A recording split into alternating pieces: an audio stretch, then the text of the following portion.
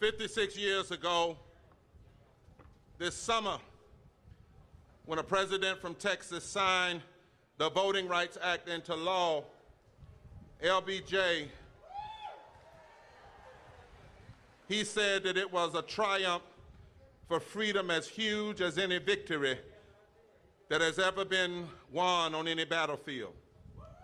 Federal protections to guarantee the promise of the 15th Amendment was as momentous as Lincoln and Concord, as significant as Gettysburg, as definitive a victory for democracy as D-Day on the beaches of Normandy. That's what he said. And yet a half-century later, we have less voting rights protections today than we had on August 6, 1965. And we're seeing the greatest attack on voting rights since the end of the Civil War. And this must change now. And the answer to the problem must meet the challenge. You cannot declare that the nation is sick with cancer and then simply diagnose all it needs is an aspirin. Alabama was nationalized in 1965. We are gathered in Austin today because the voter suppression efforts being carried out in this state house are not just about Texas.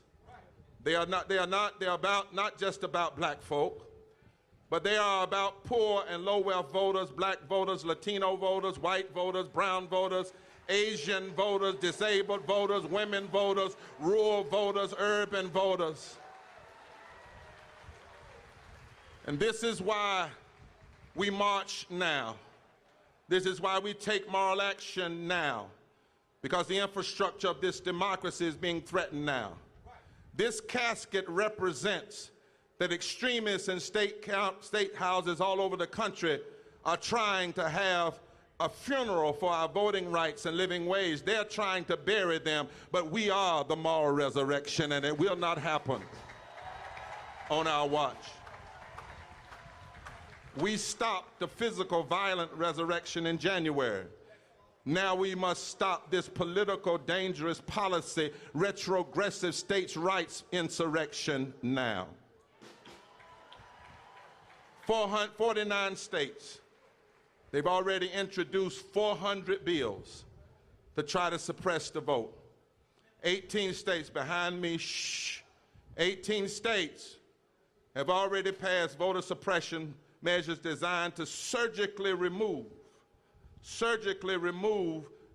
the voter access that 56 million people used in this past election other than voting on election day.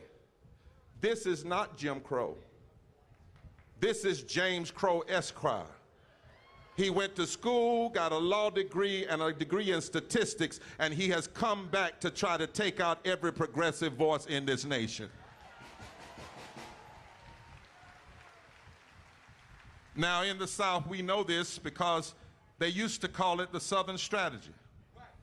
For 40 years, they stirred up a culture war designed to split black and white voters. They even had a name for it, positive polarization. Split the nation, and we will live in the divide and win. And so with that strategy, the corporations and the Southern aristocracy, they got rich. Poor white folk in Texas and across the South got low wages, along with black folk and Latino folk. And they got less union protections and less access to health care and less farm aid. But they got politicians who lied and told them they cared about their values. But when you look out here today and see the thousands, and you look at the diversity in this crowd, this is the America they are afraid of. This is the America that dispels the Southern strategy. Or maybe this is the America that will bring another Southern strategy, a strategy to lift all people from the bottom.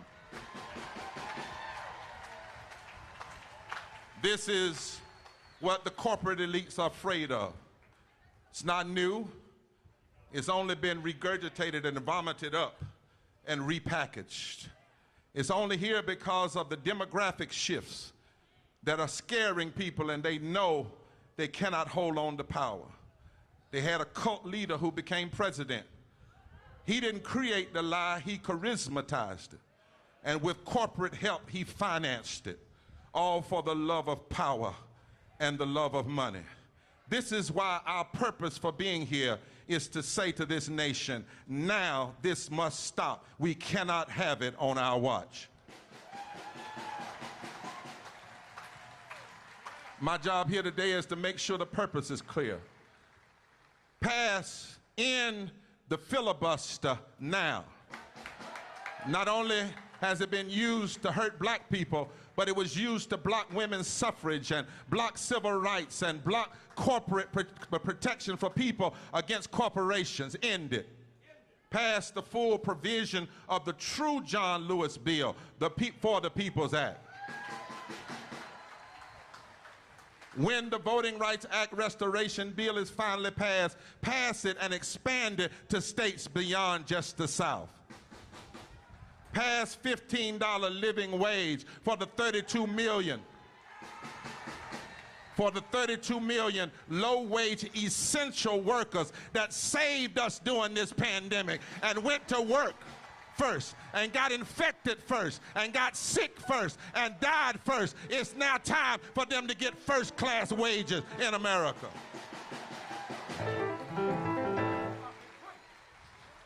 Protect our immigrant brothers and sisters who were on this land before many of us.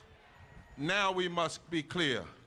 The right time to do right is right now. That's all I came to say.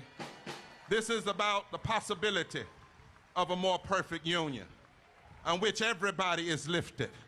And from the bottom, we lift the whole nation. This is about helping make sure that our policies are rooted in our fundamental constitutional rights and our deep religious and moral values. Now is the time. This is the time. This is about doing what's right. This is about doing what's right.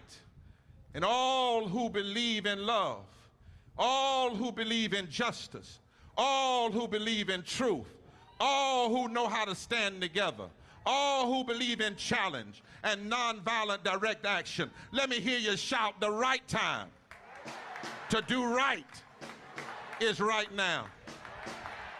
The extremists are standing together. The same people that want to suppress the vote are the same ones suppressing wages. The same one cutting public education, the same one blocking health care, the same one fighting, dealing with the climate, the same one pushing a war economy, the same ones that are hurting the least and the left out. If they are mean enough to stand together, we ought to be smart enough to stand together. The right time to do right is right now. Now finally, Mr. President, Biden, we love your speech in Philadelphia, but you got to come to Texas. And stop just talking to those politicians who tell you what can't be done.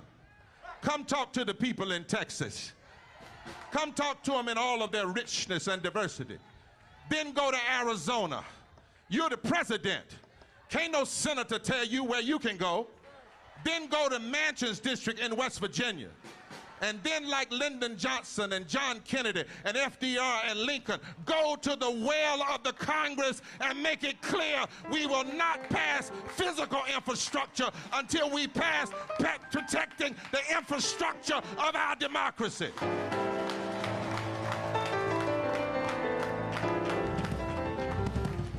Mr. President, you were elected by a multi-ethnic majority.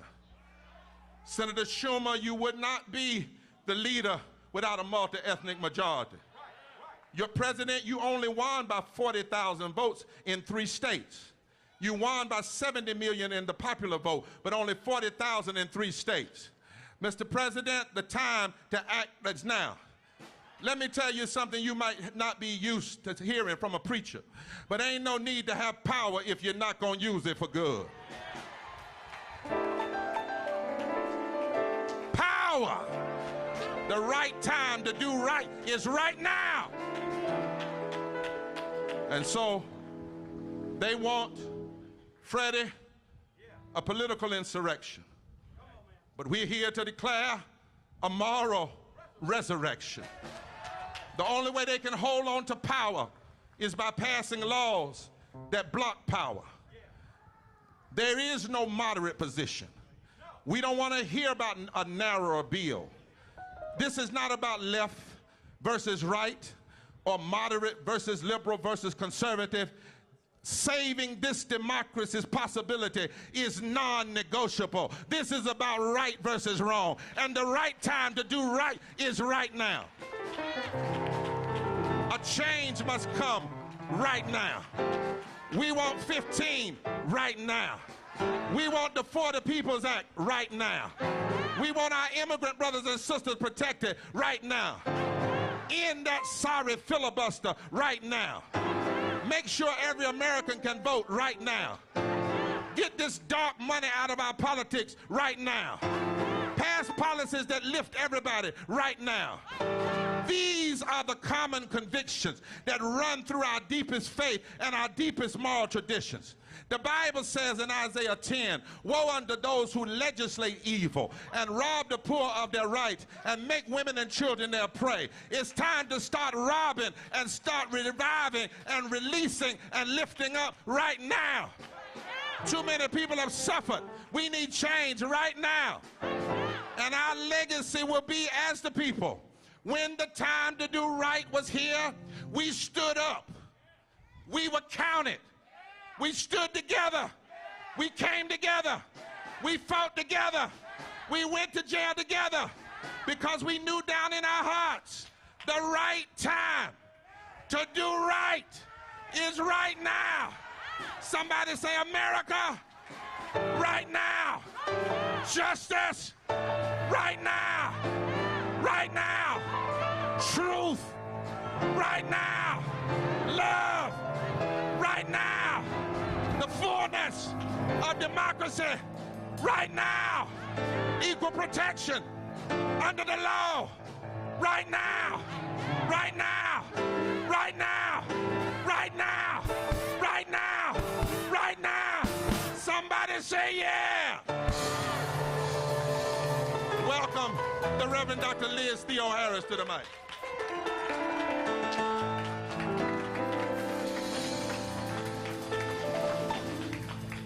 Good morning, Austin. Good morning, Texas. My name is Reverend Dr. Liz Theo Harris. I'm the co-chair with Reverend Dr. William Barber of the Poor People's Campaign, a national call for moral revival. I come to you this morning concerned but hopeful. Concerned that our democracy is in peril. Concerned that we have fewer voting right protections today than we did 56 years ago because of the gutting of the Voting Rights Act. Concerned that there are close to 13 million poor and low-income Texans and 5 million Texans who make less than a living wage. Concerned that millions of immigrants do the work to keep our society running and yet are being attacked, separated from families, and denied the opportunity for dignity. I come here concerned that although we live in the richest nation in the world, and we have the resources to end poverty outright today, moratoriums on evictions are expiring. 140 million people in this nation are poor or one emergency away from economic ruin. More than half of our children go to bed hungry. But it does not have to be this way. And so we must be hopeful. Hopeful that people, all of you and people across this state, are standing up, hopeful that a diverse fusion movement of people are together, demanding democracy, saying voting rights now, voting rights, now. Voting rights, now. Immigrant rights, now. Immigrant rights, now. 15, now. End the filibuster, now. Hopeful that such a diverse group of people are not just critiquing what's wrong, but holding up the solutions. We're demanding that we must pass all the provisions of the Affordable People Act now. We must restore the Voting Rights Act now. We must raise the minimum wage to 15 now.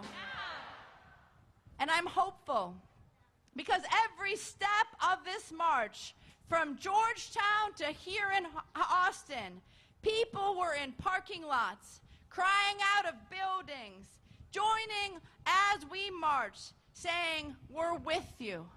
And folks are here in great numbers today. That's right. Give it up for the people standing up for justice. In our work, we have a saying. We say, "Forward together, not one step back." That is what is happening here in Texas. We will move forward together, not one step back.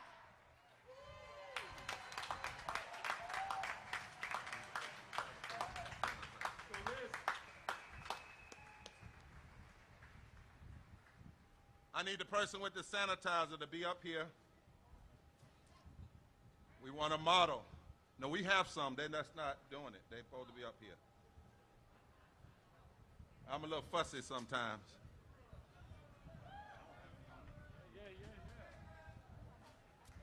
All right.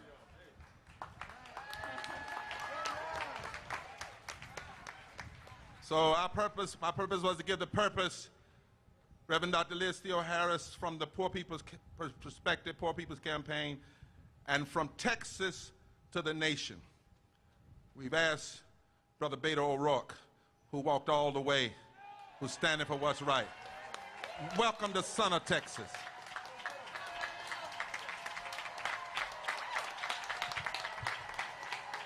Texas.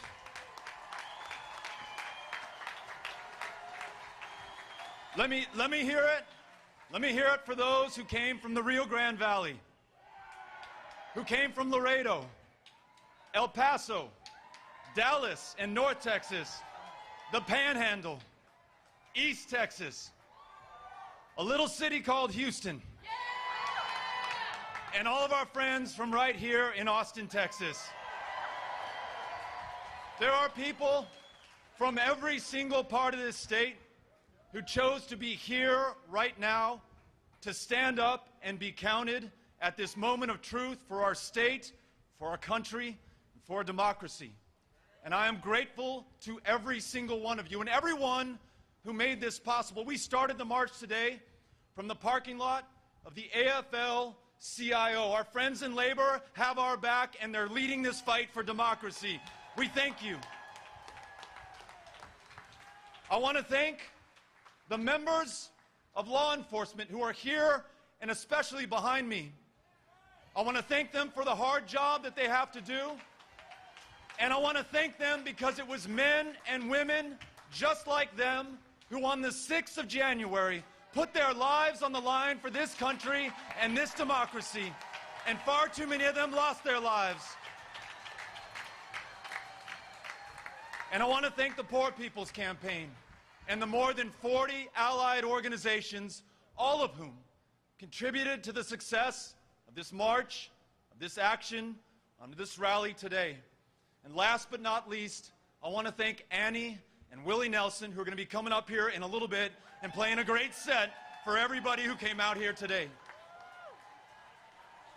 You know, Texas may have produced the laws that have made this the hardest state in the nation in which to vote, a state that has closed more than 700 polling places, most of them concentrated in low-income and black and brown neighborhoods, making people wait 5, 6, 7 hours in order to vote. It may be Texas, where our voter ID law says you can use your license to carry a firearm to prove who you are at the polling place, but you cannot use your student ID from the University of Texas at Austin to prove who you are at the polling place.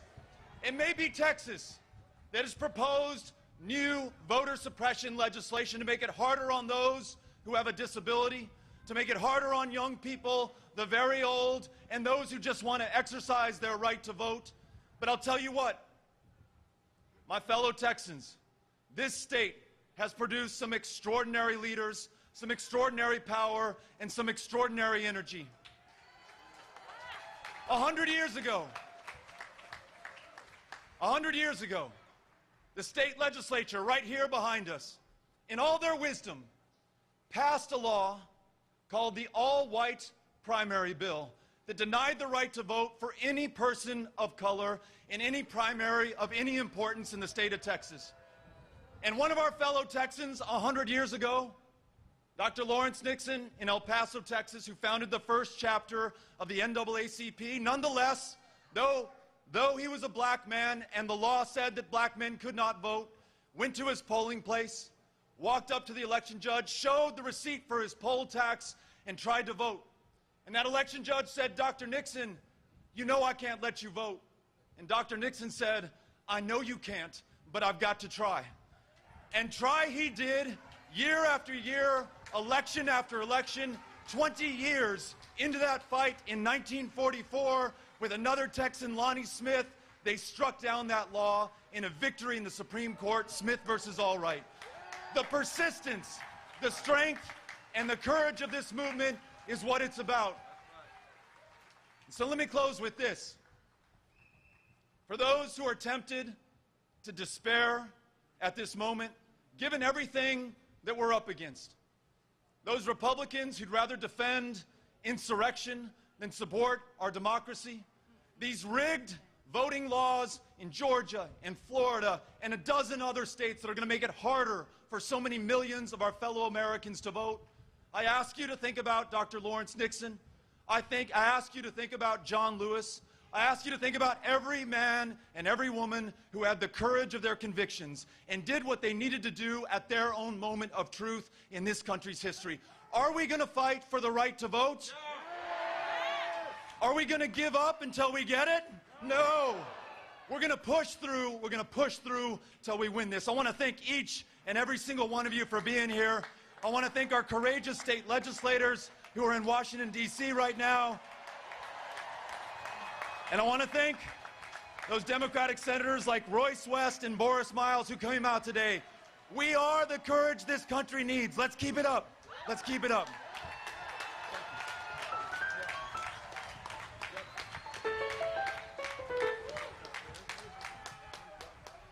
Spray that for me. Spray it for me. No, him. He keeps forgetting. It's easy to do. All right. Now, my brothers and sisters, we're getting ready to bring up impacted persons. Everybody that comes is going to take their best 1 minute and 30 seconds to say why they marched and why as an impact. And you're going to see the diversity of the impact. The worst thing we could do is make this a binary issue just about black folk versus white folk. This has got to be about the fullness of the democracy. It's got to be. The second thing, and because of the Poor People's Campaign and a call for moral revival, I am bothered by what the extremist descendants of Strom Thurmond and Jesse Helms are doing as they have hijacked the Republican Party. Because Lincoln Eisenhower Republicans helped pass the Voting Rights Act of '65. But this is not just bothered by the Republicans' rally. Because we would have the For the People Act if it wasn't for 2 Democrats. And I think y'all ought to be bothered that 2 Democrats are what's allowing what your state house has made, what your state legislature to be legal. See, if the 40 People's Act is passed, all that's illegal. And the only reason Manchin and Sinema are voting with the Republicans and refusing and hiding behind the coward filibuster, because it ain't even a real filibuster, because you don't even have to stand up and defend it, is because they believe in the U.S. Chamber of Commerce and their money rather than the United States Constitution and the people.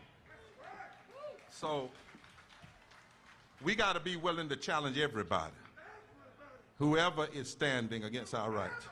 And that's why we've got people coming now who are impacted. I want to invite to come at this time, and they're all going to come to the stage. And I need that clock at 1:30. Danita Jones, Elizabeth Cave, Candace Quarles, Lucy Baines Johnson, Jeff Brandenburg, and Ben Chow. They come in the fullness of their diversity. I'm simply asking you all, when you see that clock at 1 end, to stop so that we can continue to move forward and be safe in this heat and in the midst of COVID. Come on, give your hands up. Give your hand.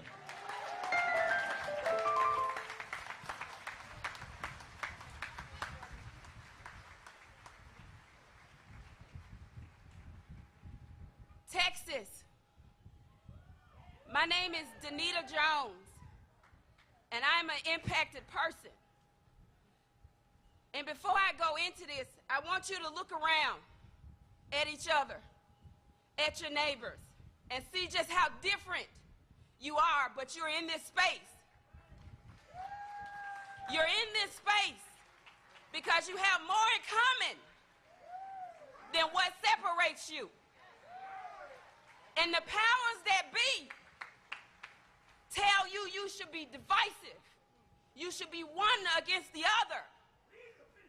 That's because when you're separate, you are not strong. And in Texas, we are Texas strong.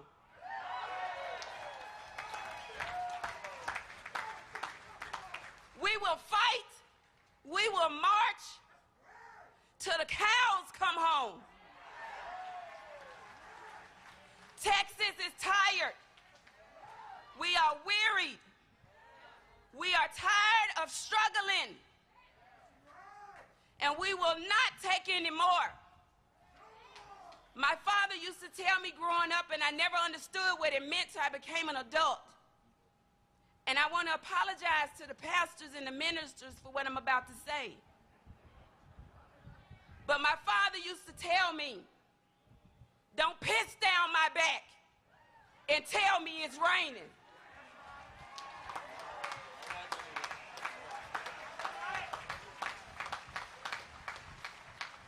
That's right. Yeah.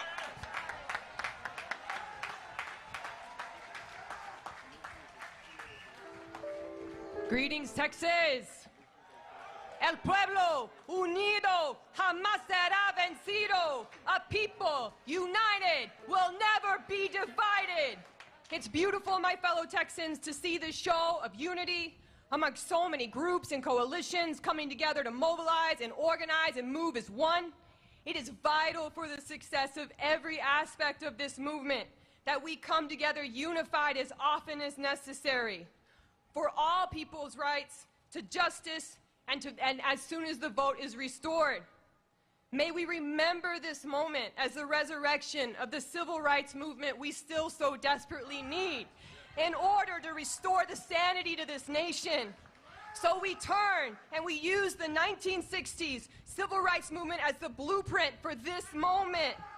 Thus, my charge to you, my fellow Texans, in the form of a question: how will you move from this moment changed? How will you move from this moment motivated? How will you move from this moment willing to risk discomfort and hardship for the sake of bringing change to all our communities? And our community united, we honor the sacrifice of the freedom fighters that came before us, and we call upon their spirits that they may be with us to give us courage and wisdom and safety as we demand justice and dignity for that every person deserves. El pueblo unido jamás será vencido. Thank you.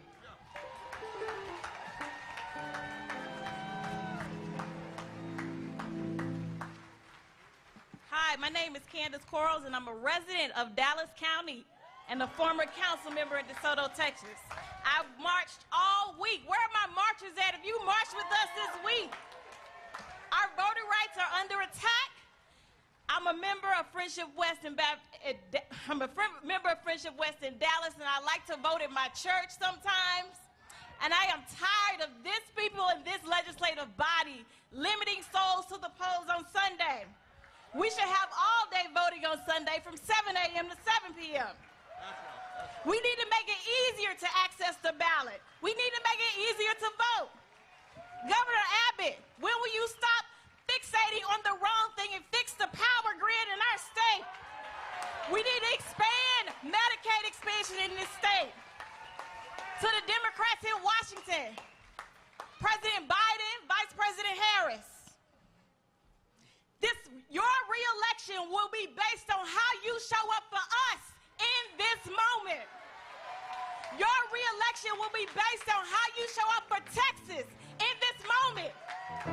For the marginalized communities, for the women, for the low-wage working people, we need you to show up for us in 2021 like we did for you in November of 2020. To all my marchers, let's keep singing, keep shouting. Because we got people power. Because ain't no power like the power of the people, because the power of the people don't stop. Yeah. Ken, stop it, girl. Lucy Baines Johnson. And we welcome Lucy Baines Johnson. Please give it up.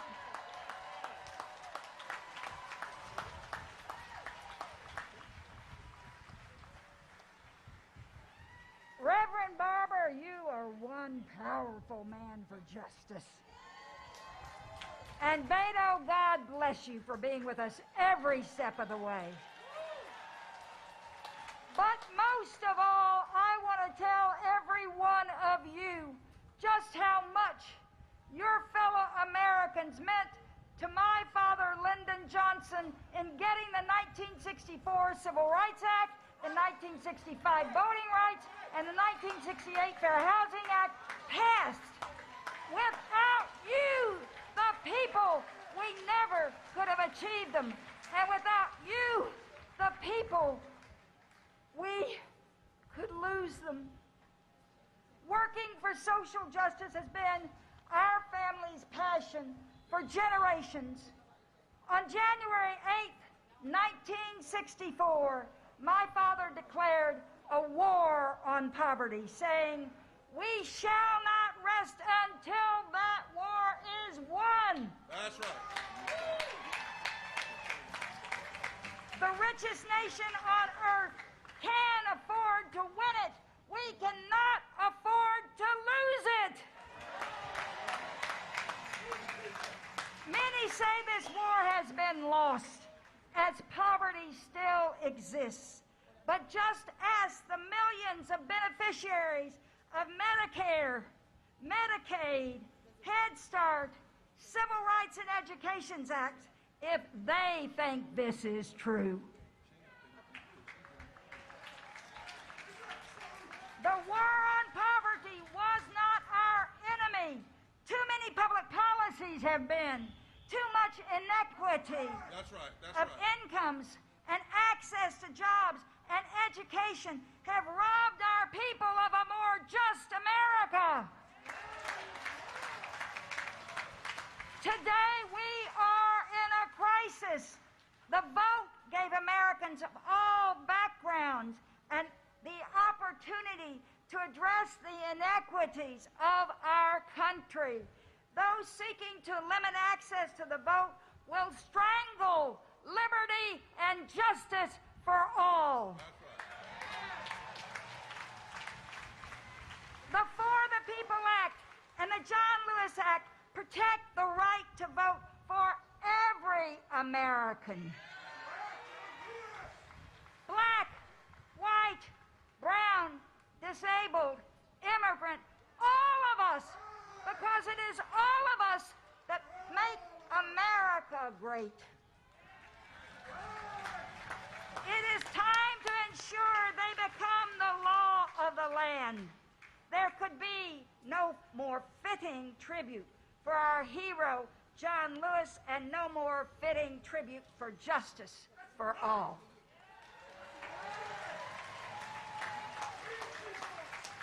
In the 1960s, Democrats and Republicans stood up together for social justice.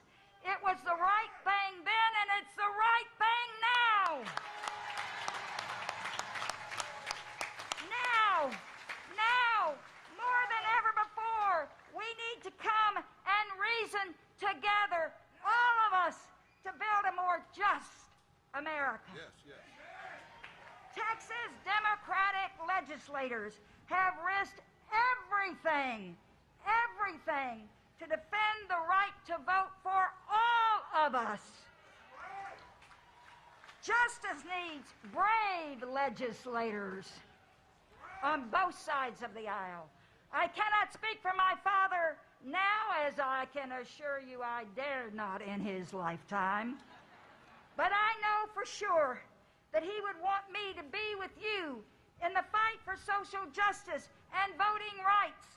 In 1965, when Lyndon Johnson pled for voting rights reform, he invoked the mighty anthem of the civil rights movement. These words still beat in my heart. We shall overcome. We must. Thank you. Yes. Say August the 6th. Come on, August. I need them to tighten up this. August the 6th, 2001. The 56th anniversary of the signing of the Voting Rights Act. All that we're asking for can be done by then. You need to do it by then. If we go past August, we are going to intensify and embolden our agitation, not just at Texas state capitals, but at state capitals all over this country. We will not shrink in this fight. There's no moderate position. There's only the mandate to establish justice and do what is right. We want to ask now that Marcel, all the folk that marched, we only could have 125 because of COVID. So all of you that marched, raise your hand. And if you see somebody that was marching, they were marching from you, tell them thank you. We want to come up at this time, Marcel McClinton, Gio Brandenburg, and Ben Chow. Come on up together as they come to speak to us.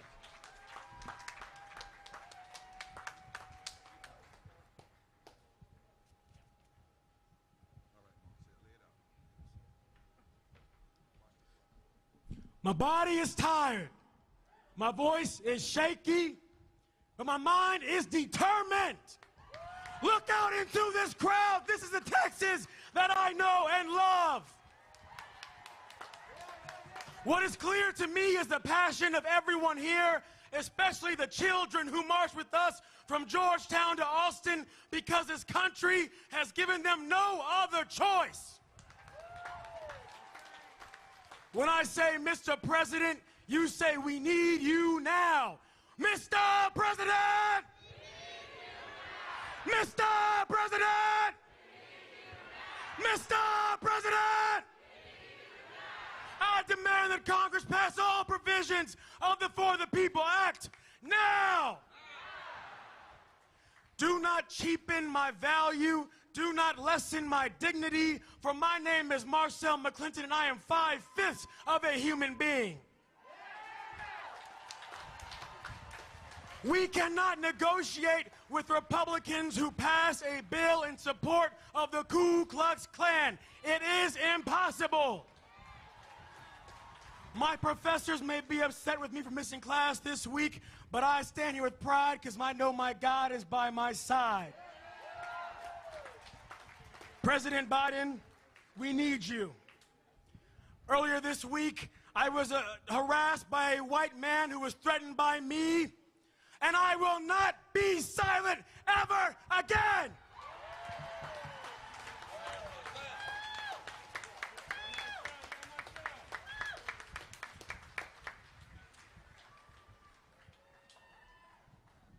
The march from Selma to Montgomery occurred a few months before I was born.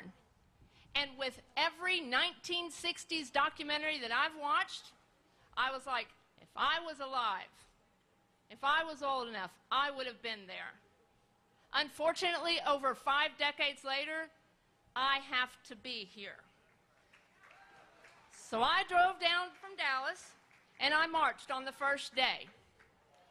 And on the second day, Reverend Jesse Jackson joined us. He renewed our resilience. His presence alone inspired us to keep going on a very difficult day. I never could have imagined I would be marching next to him yesterday. But he shouldn't have to be here. None of us should have to be here fighting this fight. And as impactful as the last few days have been, that moment with him I will hold forever. And now I hope he doesn't mind, but I'm going to steal a little something he said yesterday. Voting rights are essential for any other rights to be attained or maintained. That's right. That's right. There is a reason they want to suppress our vote, but times, they are a-changin'. That's why I'm here. That's why you're here. And if you showed up to the rally today, if you're watching online, know that you were with us on every step of that walk. Now is the time for our president to stand up and for our Senate to pass the For the People Act, or we will keep marching. Let me close with this. Show me what democracy looks like. This is what democracy looks like.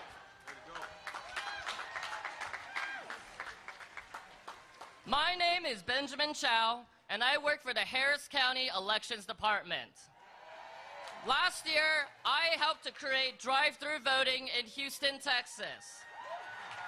This was the first time in the state of Texas it was used, and it was so successful that nearly 130,000 Houstonians used it. That's 1 out of every 10 Houston voters. For some people, we were too damn successful. They tried to invalidate all 130,000 votes, but we fought them in the courts, and we won. Now they're trying again, this time to make drive-through voting illegal. That's why I'm here with all of you today to demand our legislature and our governor stop trying to bring us back to Jim Crow and fix the things that are actually broken, like our electric grid. I'm standing here today because drive-through voting is more than just a new way to vote. It was the reason why thousands of Houstonians felt safe enough to vote last year. The people who used drive-through voting the most were mothers of young children. They didn't want to expose their children to the coronavirus, but they still wanted their children to see how important it was to vote. So my message to Governor Abbott is this. If you want to ban drive-through voting, you should know this. A whole lot of those moms are Republicans too. So stop messing with our right to vote and save drive-through voting. Thank you so much.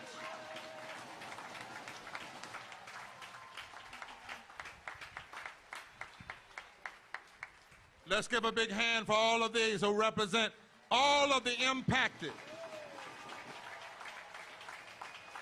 As they lead the stage, we're going to bring up our moral and religious, some of our moral and religious leaders, another group of impacted persons who are coming at this time. Let them come.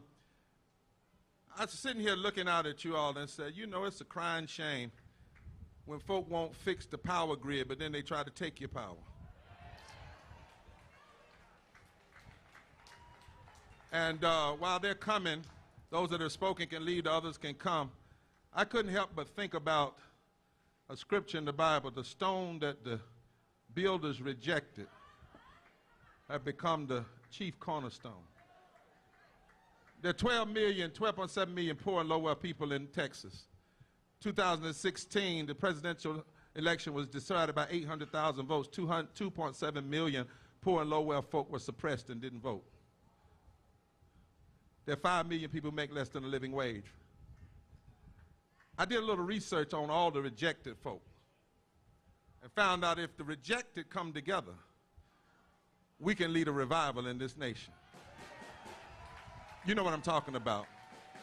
I'm talking about those that have been rejected because of their race.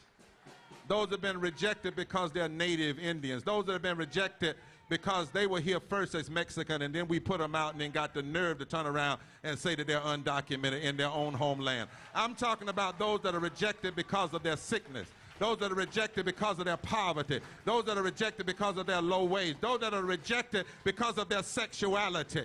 They tell me if the rejected get together, there are more of the rejected than those that do the rejecting. And if all the rejected get together, we can end the filibuster. We can pass every provision of the 40 People's Act. We can fully restore the 1965 Voting Rights Act. We can raise the minimum wage. We can permanently protect our immigrant brothers and sisters. Turn to your neighbor, COVID safe, and say, neighbor, it's time for the rejected to lead a revival of justice in America. Let me hear you scream.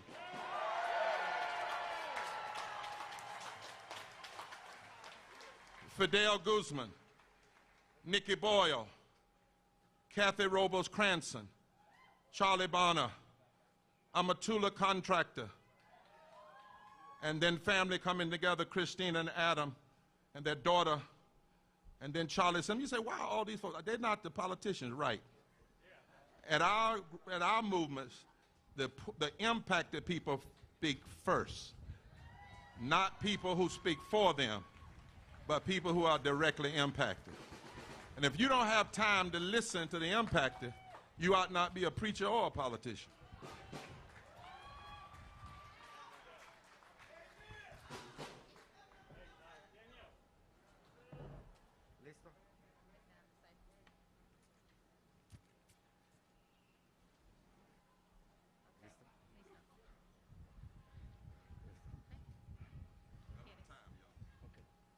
Buenos días, mi nombre es Fidel Guzmán. Soy miembro líder de Defensa Laboral y trabajador de la construcción. Estoy aquí con Emily Tim, directora de Proyecto de Defensa Laboral. Defensa Laboral es una organización estatal dedicada a generar poder político para familias trabajadoras en Texas. Estamos orgullosos de ser parte en el movimiento laboral de hoy. Damos las gracias infinitas a Texas AFL-CIO por su solidaridad en esta acción. My name is Fidel Guzman. I am a member of Workers' Defense and a construction worker. Workers' Defense is a statewide organization dedicated to building political power for working families in Texas. We're proud to be part of the Texas labor movement. Let's give a special thanks to the Texas AFL-CIO for supporting this event today. Estamos orgullosos de unirnos a esta marcha de la democracia con la campaña de los pobres a exigir que el Congreso actúe ahora para detener los ataques a la democracia y pase una reforma migratoria integral para los 11 millones de indocumentados en este país. Brothers and sisters, I want to change something that we don't do. You know, I'm tired also of when we speak in English, nobody translates us. Let him speak in his own language, and we'll get it. We'll have to listen at it again. We don't need to do a translation. I want to hear him fully in his own language, and it's being translated online. Come on, brother, speak in your language with all the power you got. Lo que está pasando en nuestro estado está más claro. Las leyes de los republicanos están tratando de pasar en Texas el camino de mi comunidad hacia la libertad, hacia la reforma migratoria, con un camino hacia la ciudadanía y hacia salarios dignos. Depende de que todos los votantes elegibles tengan acceso a la boleta.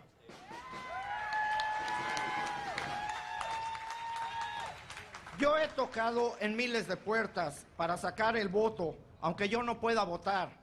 Por eso estoy aquí el día de hoy, para proteger el derecho de votar, porque sé que votar es el camino al poder. El derecho de votar es más grande que la política partidista. Es la diferencia entre lo correcto y lo equivocado. Nuestras organizaciones y comunidades trabajaron sin parar en las últimas elecciones para ganar mayoría en el Senado. Ahora es el momento de que el Congreso actúe, use el poder que les dimos para cumplir con nuestras comunidades. Seguiremos unidos para parar estos ataques. ¿Están conmigo? Gracias. Aquí estamos y no nos vamos. Y si nos echan, nos regresamos. Yeah, give it up. Give it up.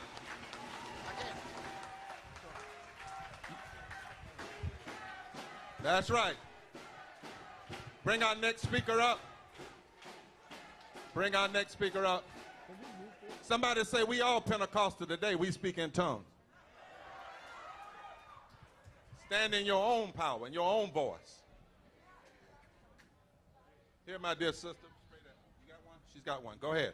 Give it up for her.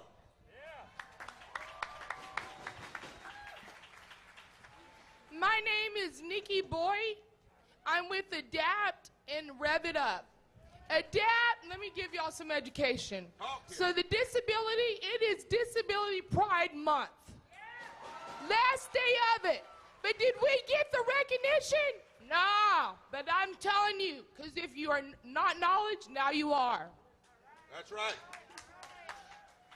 31 years ago, this month, also the Americans with Disability Act was signed.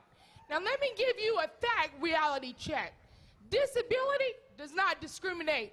Disability does not care if you are Republican, Democrat, Independent. You can leave here and get in a wreck. Nowadays, more people are acquiring their disabilities, not born with it. But let me tell you, you will lose your rights as soon as you become disabled. You only are right to an institutional life. I have done nothing but fight. So I am ready to keep fighting. Are you ready? Yeah!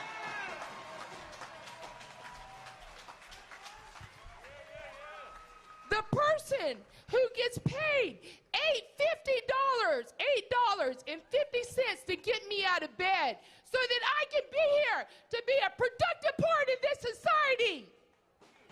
I will continue. You will hear me. You will hear me. They hear us. Make them hear you. That's right. Give it up for our sister. Free our people, because someday it will be you, and you know it because you're here. And if you're here, that's because of reason. You know how quickly it can be taken away. We're here because it's going to be taken away. So you better be hot and stay hot. I like that. Say, be hot and stay hot. They asked us, was this a peaceful rally? And I couldn't answer it. I said it's a nonviolent movement. But we can't be at peace because there's too much trouble going on in the world. And to the nation, we've got to have justice. And for one thing, my sister just mentioned to us about all of us having disabilities and could have it. And that's why it's so wrong. And let me tell you, I was told and asked by some of the politicians who are Democrats, if we had this gathering, don't add living wage to it and don't talk about immigrants, just talk about voting rights. And they said, I'm telling you what they said now. They said, because we can't do it all. and you don't want to, you want to have one issue. I said, all y'all can understand is one issue. Now I said, this is what we said. We said, now why is it when the billionaires ask, they get trillions of dollars, but when poor and low wealth people and moral leaders and other folk ask, we got to have one issue. To heaven with one issue. We want all our justice and we want it now. Hello, everyone. I'm Kathy Robles Cranston, and I'm a community attendant and organizer of Personal Attendant Coalition of Texas. PAC is the voice and advocates for the approximately 275,000 community attendants, direct support professional caregivers that work for our Texas seniors, children, and adults with disabilities on Medicaid. We advocate and fight for their benefits and increase wages for this workforce so our seniors and people with disabilities can live independently in our community. And I'm sure some of you out there are using attendant services now. So we are here to say, let our people vote, right? Right? We're here for that. The same Texas legislature that is oppressing people with disabilities and other voters by passing Senate Bill 1 is the same legislature that gave the community attendants, guess how much? A base wage of $8.11. Can you figure? So with that base wage, it creates a shortage. It even creates a harder hardship for people with disabilities to find the workers to come into their homes, to assist them with getting out of bed, feeding them, assisting them in going to the bathroom. We even assist them in voting. These actions are unjust and immoral. So I just need to describe who we are. The community attendants, what? We assist people with disabilities and seniors. But we also are predominantly women. That's right. Women of color, Black, Latinx, Asian, and Native Indigenous people. We have no health care, no benefits. This is a women's issue. That is why we must go to Congress and tell them to raise it. That's one of our points. Raise that federal minimum wage to $15 an hour. So we, the community attendants, and others that are struggling to survive, we can feed our families, clothe our children, pay our rent, live with dignity and respect without struggling. That's why we must demand Congress to raise it to $15 minimum wage. Yes, my sister. And you can't get there without voting rights. The same ones that suppress the wages want to suppress the vote. Our next speaker, come on up. You watch what get ready to happen. You just don't worry about it. We got that good. We got some veterans. It's a beautiful day to fight for the freedom to vote in Texas! Thank you all. My name is Charlie Bonner, and I'm here with Move Texas, where we are empowering a new generation of Texas voters to use their voices and fight against racist voter suppression. But I come to you today as a Texan, as a voter, and a proud member of Texas's diverse LGBTQIA community. Because we know that voter suppression isn't a partisan issue, it's an equality issue. When these politicians can pick and choose their voters, they don't think they're accountable to us. They vilify us, and for some reason, when they're picking the bigots and the conspiracy theorists over everyday people. So instead of laws that help our community, we see attacks.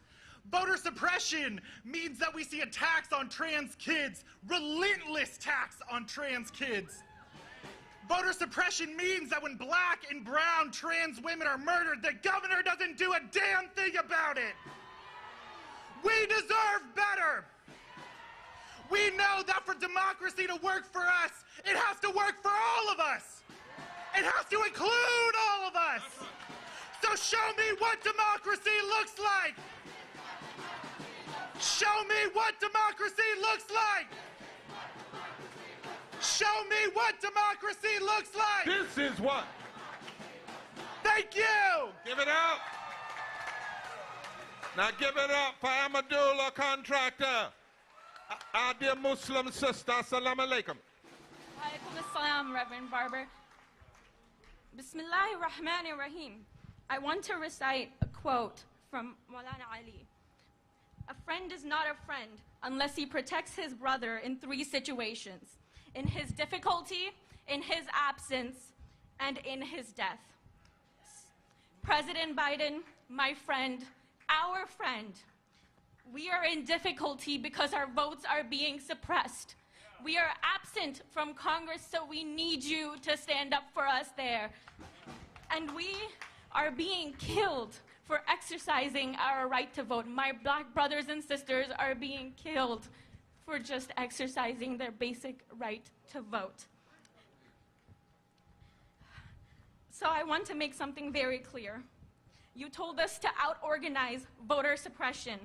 And so, Reverend Barber organized, Reverend Theo Harris organized, Beto O'Rourke organized, Reverend Jackson organized, we the people organized, not only to send a message to our oppressors, but to empower you to do your job. We cannot out-organize voter suppression when all the odds are stacked against us. And that is why we out-organize during a pandemic to elect you to do the job that you promised us you would. We march to show you that the people support the For the People Act, and that it's time to end the filibuster because the people have organized and the people stand before you and the people call on you to do everything in your power today to make sure that the For the People Act, with all its provisions, needs to be passed before August 6th. We didn't take shortcuts when we marched, and we don't deserve to be shorted in this legislation. That's right. Give it up for our sister. Now we're going to have a family to come and speak. Christina, Adam, daughter Sienna, and Brian. When my mom tells people that... Wait just a second, baby. It's good. Get up nice and straight. When my mom tells people that I have 2 brothers with autism, the first response she gets is, "I'm sorry." Why are you apologizing? One cannot tell you a word about his day, but just play any song for him once, and he can recite each back for you perfectly. Another cannot maintain eye contact, but give him the most difficult math equation, and he solves it. Defining someone by their ability to conform to social norms in an outdated and ignorant point of view. Some of us don't get to speak with our voices, but all of us deserve to speak with our votes. My stepdad wakes up each and every day, still tired from the day before. He works 40 hours a week and 20 hours of overtime. He fights to pay everything off, only to realize that the next thing is already creeping around the corner. He feels guilty if he's not at work all the time. He works for a city that wants his labor, but doesn't want him. All he wants is his opinion to count towards something he believes in. My family has lived in East Austin for generations. That might change with me. Soon, I don't know if my family will be able to afford even a small apartment in the city. We sometimes go without basic necessities: water, electricity, a functioning AC. We are not lazy. We are exhausted from the endless cycle of poverty.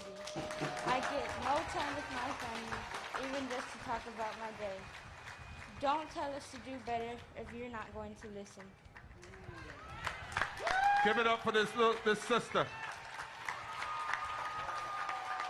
Somebody say, we are exhausted because of the meanness of poverty, but we will never quit fighting to change it. Brian, talk to us. Soy Brian. I am here to say that the government should listen to our voices, no matter our race, citizenship, or how much money we have. Solo tengo 13 años, pero quiero que me escuchen. Merezco que me escuchen. My family made big sacrifices so I could be here today. My dad is in Mexico. I haven't seen him in years. He made that sacrifice. I make this sacrifice so I get to be what my parents couldn't, an American citizen. Quiero escoger quien me representa a mí y mi familia. Quiero hacer mi parte de hacer el futuro más mejor y ayudar a las personas que necesitan ayuda. Brian, every time someone like you has to talk about still fighting for rights, it means this flag has too many wrinkles in it. We're going to unroll it, iron it out, and fight until we're one nation under God, indivisible, with liberty and justice for all. Thank you so much. Give it up for this family. Now, we got a veteran coming. His grandfather was on the wrong side. He's on the right side, and he's come to talk to us. Hear his story, America. Hear his story, Texas, because we coming, and we don't intend to turn back. Hello, my name is Charles Sims, and I'm a United States Army combat veteran. Thank you so much for allowing me the opportunity to say a few words here today. We now before us have an opportunity to cast off the shackles and the husk of inevitability that have plagued our society for so long. For those of you that don't know, my ancestry contains individuals that accomplished a few major historical events that most today would consider an obstruction to the freedom and voting rights of black Americans. Several members of my family signed the Ordinance of Secession. However, that has never defined who I am. Love is stronger than hate. My 3 times great-grandfather was a Confederate officer, 3-term United States Senator, and he framed the Constitution of Mississippi in 1890. This Constitution laid the blueprint for the Jim Crow laws. Regardless, I stand here today in unity with the community to bring attention to the current voting rights quandary. Everyone in this country, regardless of party, should be concerned with voting rights and the accessibility to vote. Voting rights do not affect only the minorities, but every individual. Therefore, as this Selma to Montgomery style march began, I felt it important to reach out to Reverend Barber and the Poor People's Campaign and extend my hand in peace and reconciliation. I would like to personally thank Reverend William Barber. This kind gesture to reach out, to meet me, and embrace me as brother truly means a lot. This is the foundation of how problems are solved. When 2 individuals from 2 completely different backgrounds are able to come together organically, bridging party and racial lines so we as a people may live in better tranquility.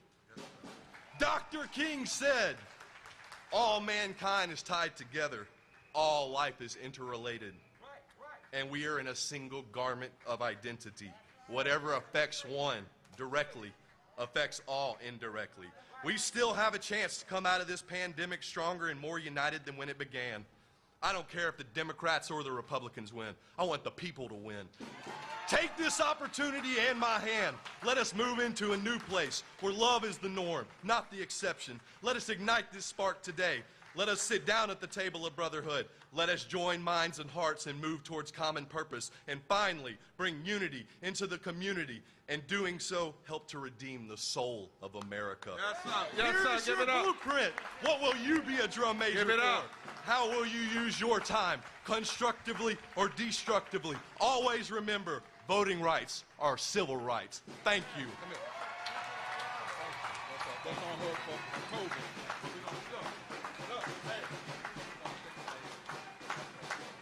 Did y'all hear that testimony? The New South is rising. Now we've got 30 minutes.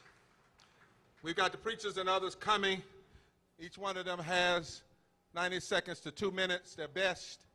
And starting it off is none other than our brother from the First Baptist West in Dallas, who when we called to say we need to do this, he said, I got to be out of town, but I'll do everything I can to make it happen and come back.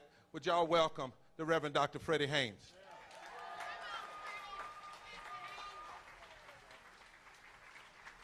Thank you so much, my beloved Bishop William Barber. You are so right. Jim and Jane Crow have some ugly children, and their children are named Janet and James Crow Esquire.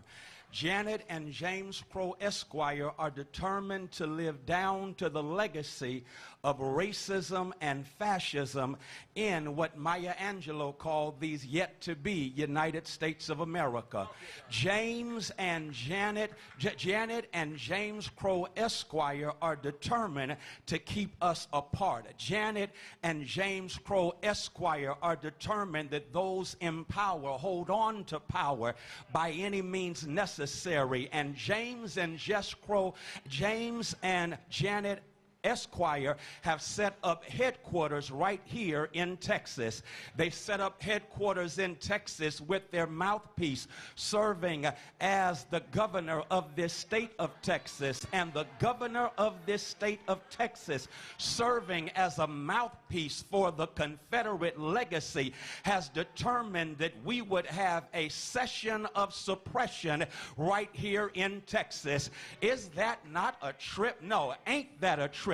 Because this is Texas, where in February we are still counting the lives that were lost because of a deregulated power grid. In Texas, we find ourselves fighting against critical race theory, while at the same time you have a special session called that illustrates what critical race theory is all about, while at the same time Texas is at the bottom when it comes to educating our children in this state. Well, at the same time, we are the state where it is hardest to vote, and at the same time, we are a state that is least insured. Oh, but it's a new day in Texas, because even though Janet and James Crow Esquire are trying to run Texas, there's a spirit of Selma that has come to Texas. This spirit of Selma has come to Texas, drum majored by Bishop William Barber and the Poor People's Campaign. They brought the spirit of Selma here because Selma lets us know that change that is transformative does not come from Washington down. It comes from Austin and Texas up. Change does not come from the top down. It comes from the bottom up. And so there's a Selma spirit right here in Texas. I feel the spirit of Amelia Boynton. I feel the spirit of John Lewis. I feel the spirit of Jimmy Lee Jackson. There's a Selma spirit right here that's saying, I'm sick and tired of being sick and tired.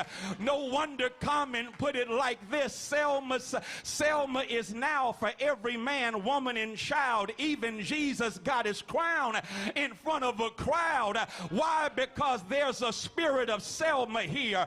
And because Selma's spirit is here, we are saying to Washington, D.C., you pass all of the For the People Act. We are saying to Washington, D.C., bust up the filibuster. We are saying to Washington, D.C., when you write the John Lewis Voting Right Act, make sure you write it in the spirit of John Lewis, because this is the spirit of Selma. And since it's the spirit of Selma, I might as well close with John Legend, who put it like this. He said, the battle is not over, the victory is not won, and we're going to keep on fighting until victory comes, and then we'll shout glory, glory, because there's justice in the land, glory, because there's peace in the land, glory, because God is on our side, glory, hallelujah, glory, hallelujah,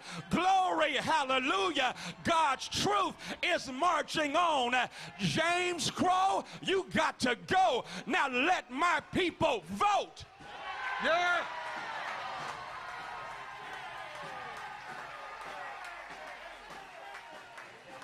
Can y'all say it? Say, let my people vote. Come on, let my people vote. Now we have, after the powerful prophetic words of Reverend Dr. Frederick Haynes, Reverend Sherilyn Browning, the pastor of Christ Lutheran Church in Georgetown, who said, if y'all want to start something, start it at my church.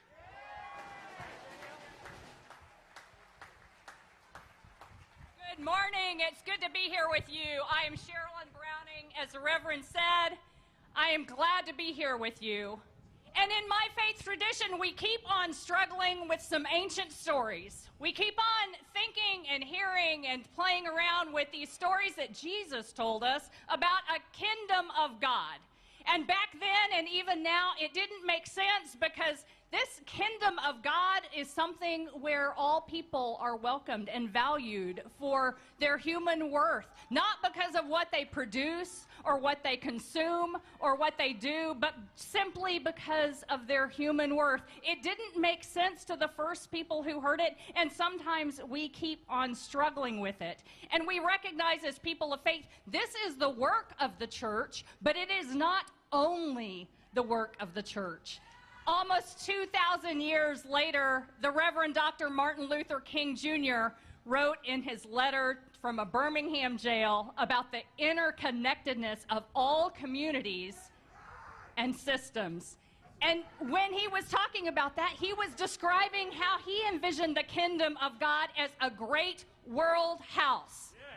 And it started to be built then, and it is continuing to be built now when people of all stripes gather together to do this work together. We build this world house together.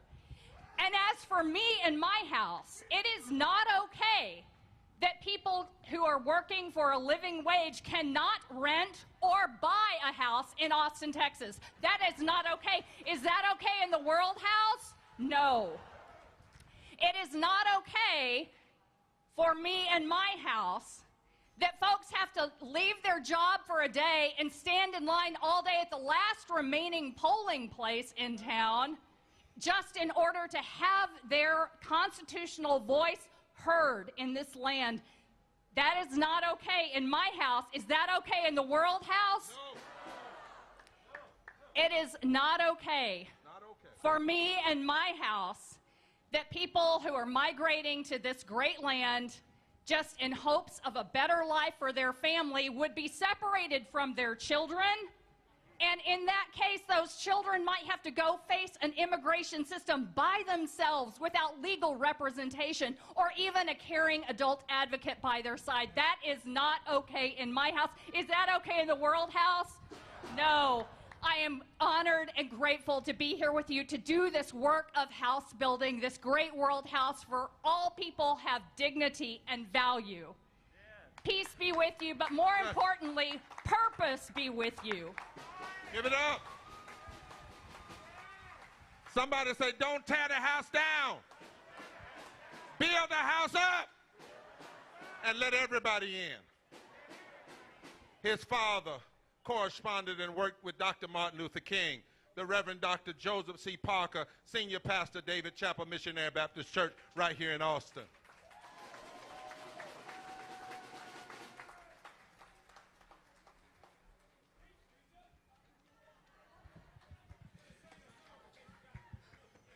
In May 1963, in my hometown in Birmingham, Alabama, at the age of 10, I went with my Baptist pastor father, a leader in the Montgomery bus boycott and the Alabama civil rights movement, to the scene of the racist bombing of the home of Reverend A.D. King, the younger brother of Dr. Martin Luther King, Jr.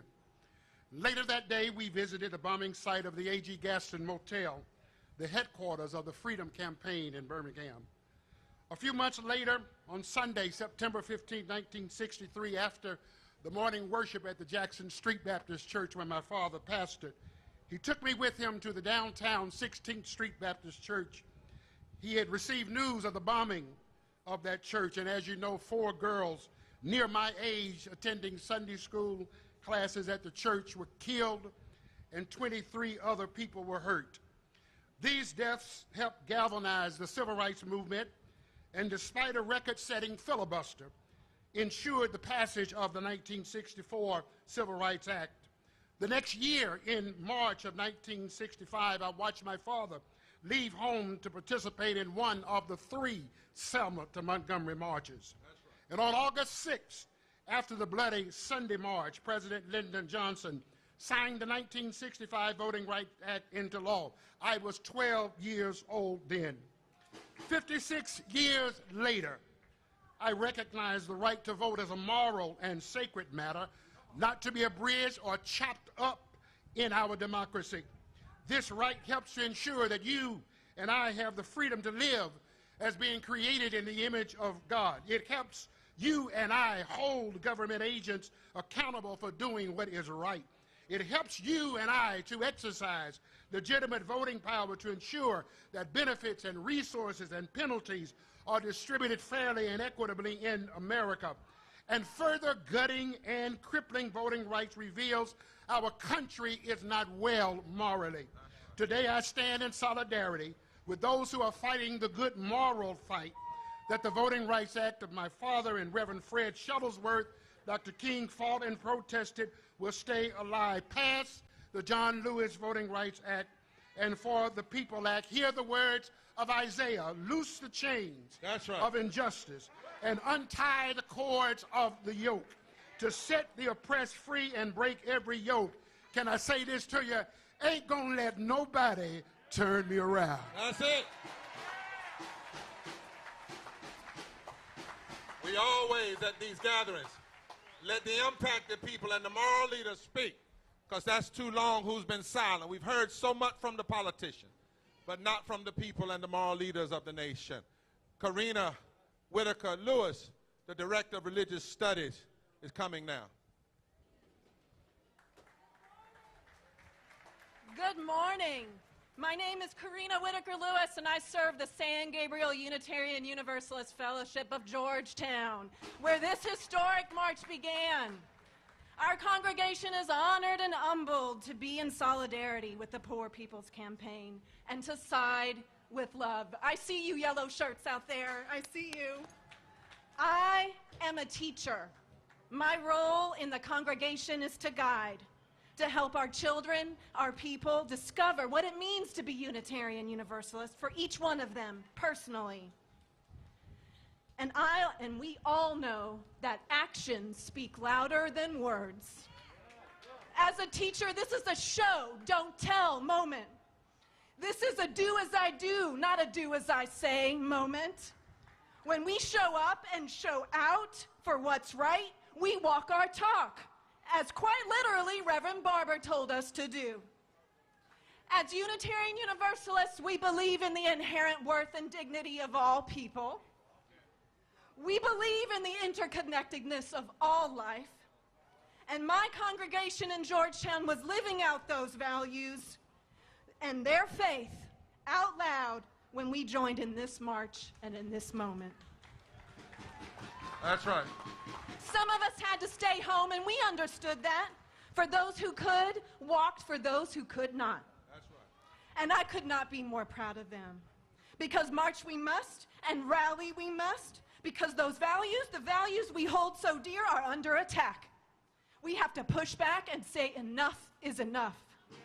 And that is what we are all doing here right now together today. We are using our voices, our bodies, our minds, our hearts and spirit to fight for those values and the rights that reflect those values. That's right. We will not be denied the right to be represented and governed by people we choose, not by those in power who will do anything, including abandoning the democratic process to keep that power to themselves and the filibuster now. You cannot take away our voice. We will not be denied the right for a living wage that dignifies the value of every person's labor, not just that of the greedy, who will keep so many of us in poverty. We will not be denied the right to seek refuge and protection from war, from violence, and not be imprisoned simply for taking a chance at a better life. You will not criminalize us. We will not be denied. I am a teacher, and I lift up all who have taught me and continue to teach me, most especially the children and adults of my congregation, who I love so much, Kenneth Witherspoon, Jaquita Wilson, Marissa Palmer, Chuck Collins, all of you, the brave people of the movement I am so honored and humbled to be with today. Give it up! Give it up! Forward together, not one step back! Forward together! One step back! Thank you for teaching us. The Reverend Gavin Rogers, Associate Pastor of Travis Park United Methodist Church in San Antonio. Repeat after me. I got your back. I got your back.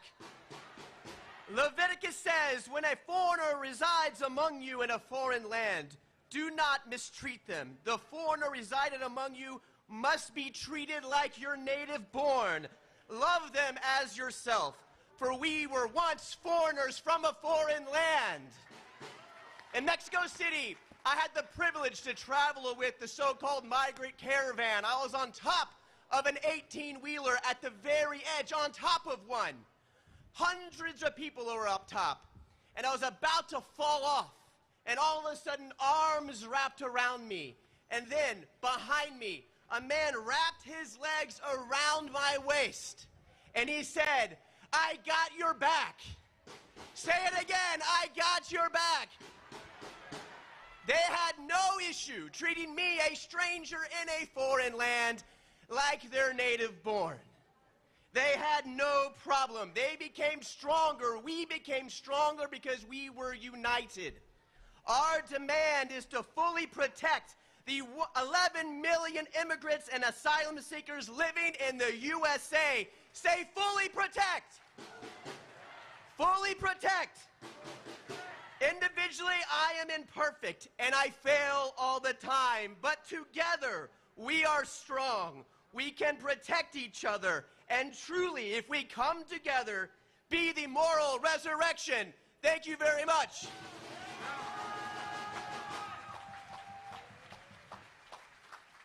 Who would know all of these prophets are in Texas? The Reverend Stephanie Wilkins, who's the tri-chair of the Poor People's Campaign in Texas. Good morning. I'm also a teacher. I love call and response. Good morning. Thank you. I am an ordained deacon in the United Methodist denomination, and I'm also a grateful member of the Texas Poor People's Campaign. When I look out at this sea of beautiful faces, you give me so much hope. This week has been phenomenal. The things that have taken place, the marching, the support, the cheerleading, everything, it has been just phenomenal. And I want to say to Reverend Barbara and Reverend Liz that when we called, you came. And for that, we say thank you. So this movement has begun. This train is rolling. And we are here because someone's hurting our people. How, you say? Sorry, who, you say? The poor, the low income, the LGBTQ+, women, black, brown, immigrant, oppressed, marginalized. That ain't right. How, you say? You hurt them when you suppress their wages. That ain't right. You suppress our voice and our vote. That ain't right. You suppress our right to live. That ain't right. Everybody has a right to live. Say, everybody has a right to live. This has become a political issue, but it's bigger than that. This is a moral issue. You need to stop suppressing and regressing and start addressing and resurrecting.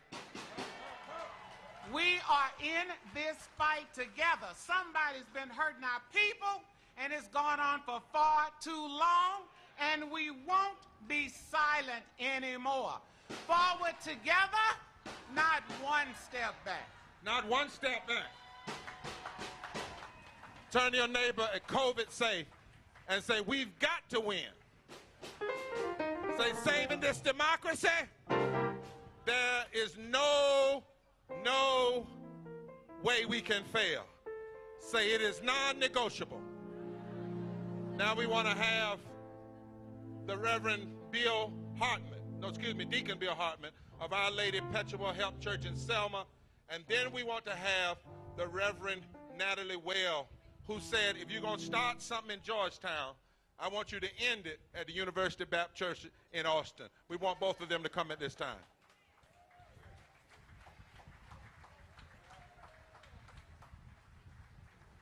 Forward together, not one back. Forward together, one step back. Morning, everybody. I'm Deacon Bill Hartman with the San Antonio group of the Texas Poor People's Campaign. Before joining the Poor People's Campaign, my social ministry was connected with the charity organizations that would feed the hungry, give drink to the thirsty. As you've heard this, and it's been taught in Matthew's Gospel, chapter 25, but all of us who have experienced poverty know that when you have been physically fed, 5 hours later, you're hungry again. The Poor People's Campaign has been different. The goal of the Poor People's Campaign was to empower the poor. This is why I joined the Poor People's Campaign, to help the poor confront the evils that create poverty. One way we know that confronts and erases the evils that create poverty is the right to vote. The right to vote is a sacred human right. Just recently, we've heard all sorts of presentations associated with several things. But the main thing is why we are here. Why we are here. Like the Tulsa Massacre. We've been educated. We didn't know about the Tulsa Massacre. The individuals who gave their lives as martyrs. Individuals like Emmett Till. Individuals like Goodman. Give it up, everybody. Amen. Give it up, give it up. God bless you. Give it up. Reverend Natalie Webb. Turn this mic up. My name is Natalie Webb, and I am from the University Baptist Church here in Austin, Texas, where we remember that Jesus said, "The Spirit of the Lord is upon me because he has anointed me to bring good news to the poor." Jesus' ministry began with these words, and friends, when I look around at you, I am here to tell you that the Spirit of the Lord is upon you because he has anointed you to bring good news to the poor. Thank you for showing up for Texas. Thank you for showing up for the U.S. Now, to our elected leaders, especially those of you who call yourselves Christians, you are not here, most of you, so I'm going to look at the cameras. I want to say to you, come back to Jesus. Oh, Lord. Oh, Lord. Come back to Jesus, y'all, whose ministry was defined by bringing good news to the poor. Come back to Jesus by ensuring that all God's children have access to a living wage. Raise the minimum to $15. Come back to Jesus by making it easier, not harder, for every American to make their voice heard. Restore the 1965 Voting Rights Act. Come to Jesus by welcoming and protecting our immigrant and refugee siblings, of whom Jesus was one. That's right. To all of you here marching and watching from afar, may God's peace fill your hearts and fire fill your bones as you continue to do God's work. Amen. Yeah.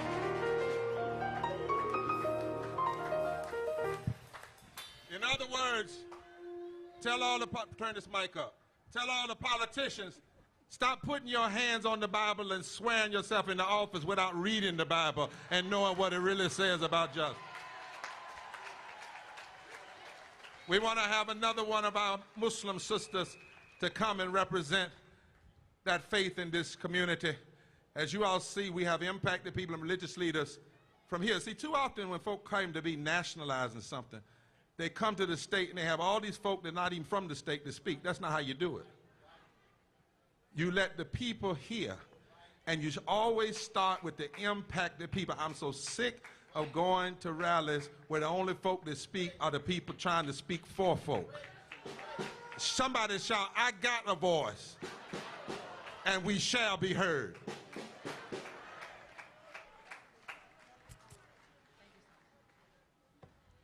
Can we have some fun? Can y'all sing with me? I have a song and I know you know it, but the stars are, wait, did I keep it going. The stars at night are big and bright, deep in the heart of Texas.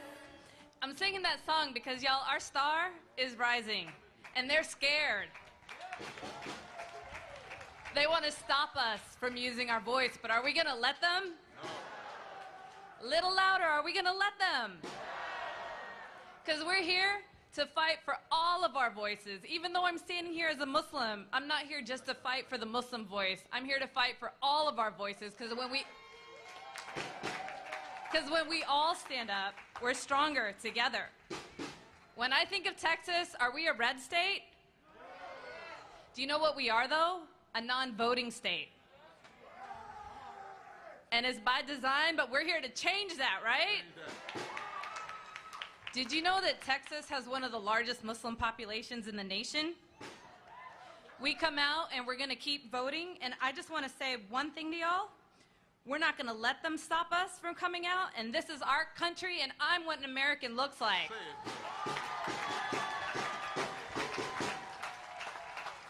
Brother Malcolm said, I learned early in life that if you want something, you got to make noise for it. So let me hear y'all make some noise. Make some noise. Let's get out there, y'all. Somebody say, this land is our land. Our land. Now, anytime you're having a moral revival and a moral resurrection, right in the middle of it, you got to have some music. You got to stretch yourself. See, we don't have to use hate. We got love. We don't have to use hell. We got heaven. We don't have to use lies. We got truth. We can sing and fight at the same time. Yara Allen is our national theomusicologist. She found a bad group of Texans around here that know how to sing and get it going on. They told me they got a jazz version. And jazz version. Are y'all at the mics yet? I can't hear y'all. Y'all at the mics yet?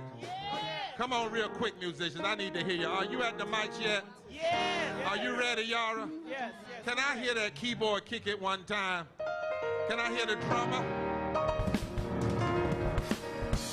Come on, Yara, lead us. Come in the middle. Come on in the middle. So you just marched, let's say, from Selma to Montgomery, right? That's right. And as Pastor Freddie Haynes said, it is in the spirit of.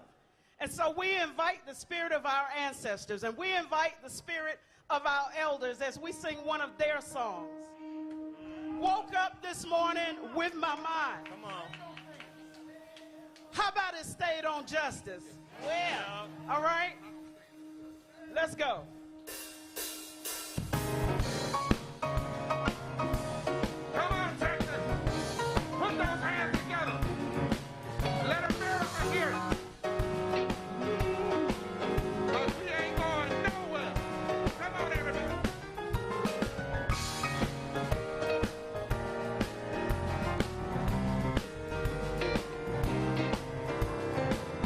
Give it up for the Texas singers.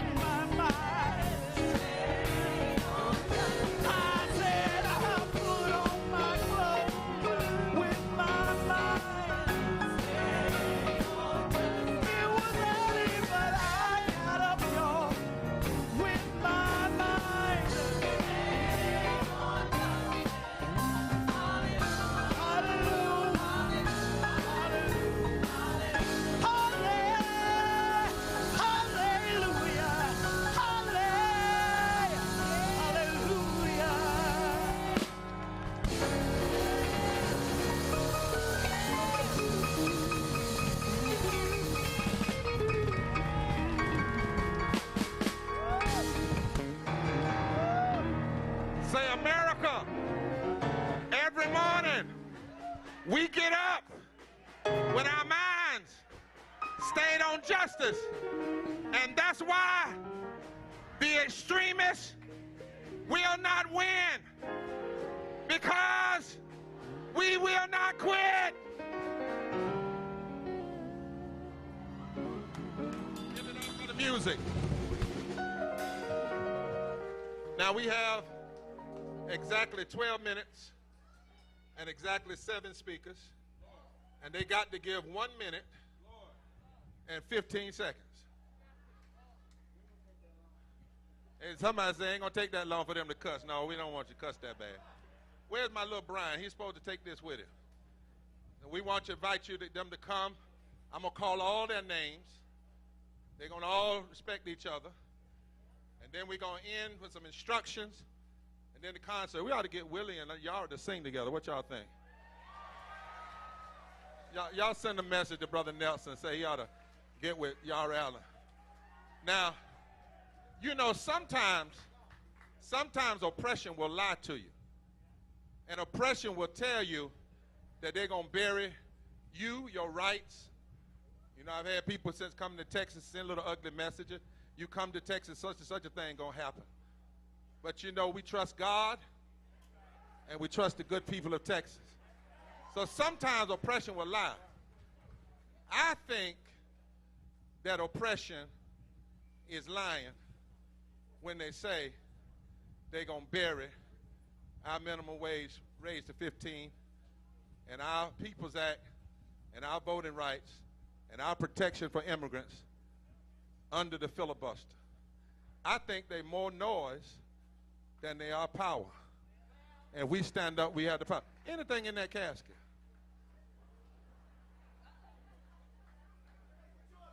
I knew they was lying. Ain't nothing in there. Ain't nothing in there. They're so bad. Ain't nothing in there. Ain't nothing. We come up. Anything in there. Get out of there. John Brown and voting rights ain't done got up. Justice has already got up. Living wages has gotten up. Because you cannot keep good down. Truth trust to the ground shall rise every time. So we want these to come in this order. Barbara Irwine, great U.S. attorney. Mimi Marzena, Texas Civil Rights Project. They're going to talk to us from a legal perspective. Former Secretary of Housing and Urban, Julian Castro. Cliff Albright, or Donna, which one are here from Black Voters Matter? And we thank God for our dear sister, Latasha Brown. And then Julio Acosta from the Reform Immigration for Texas Alliance. Then we're going to have Brother Mark Thompson, one of the great radio personalities in the country. And then none other, who's been following us all week everywhere, Roland Martin. A good old Texas boy. Y'all come on and give your best 115 and tell the story.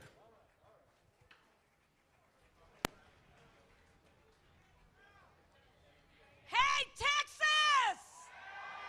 Oh, you look beautiful out there. Thank you.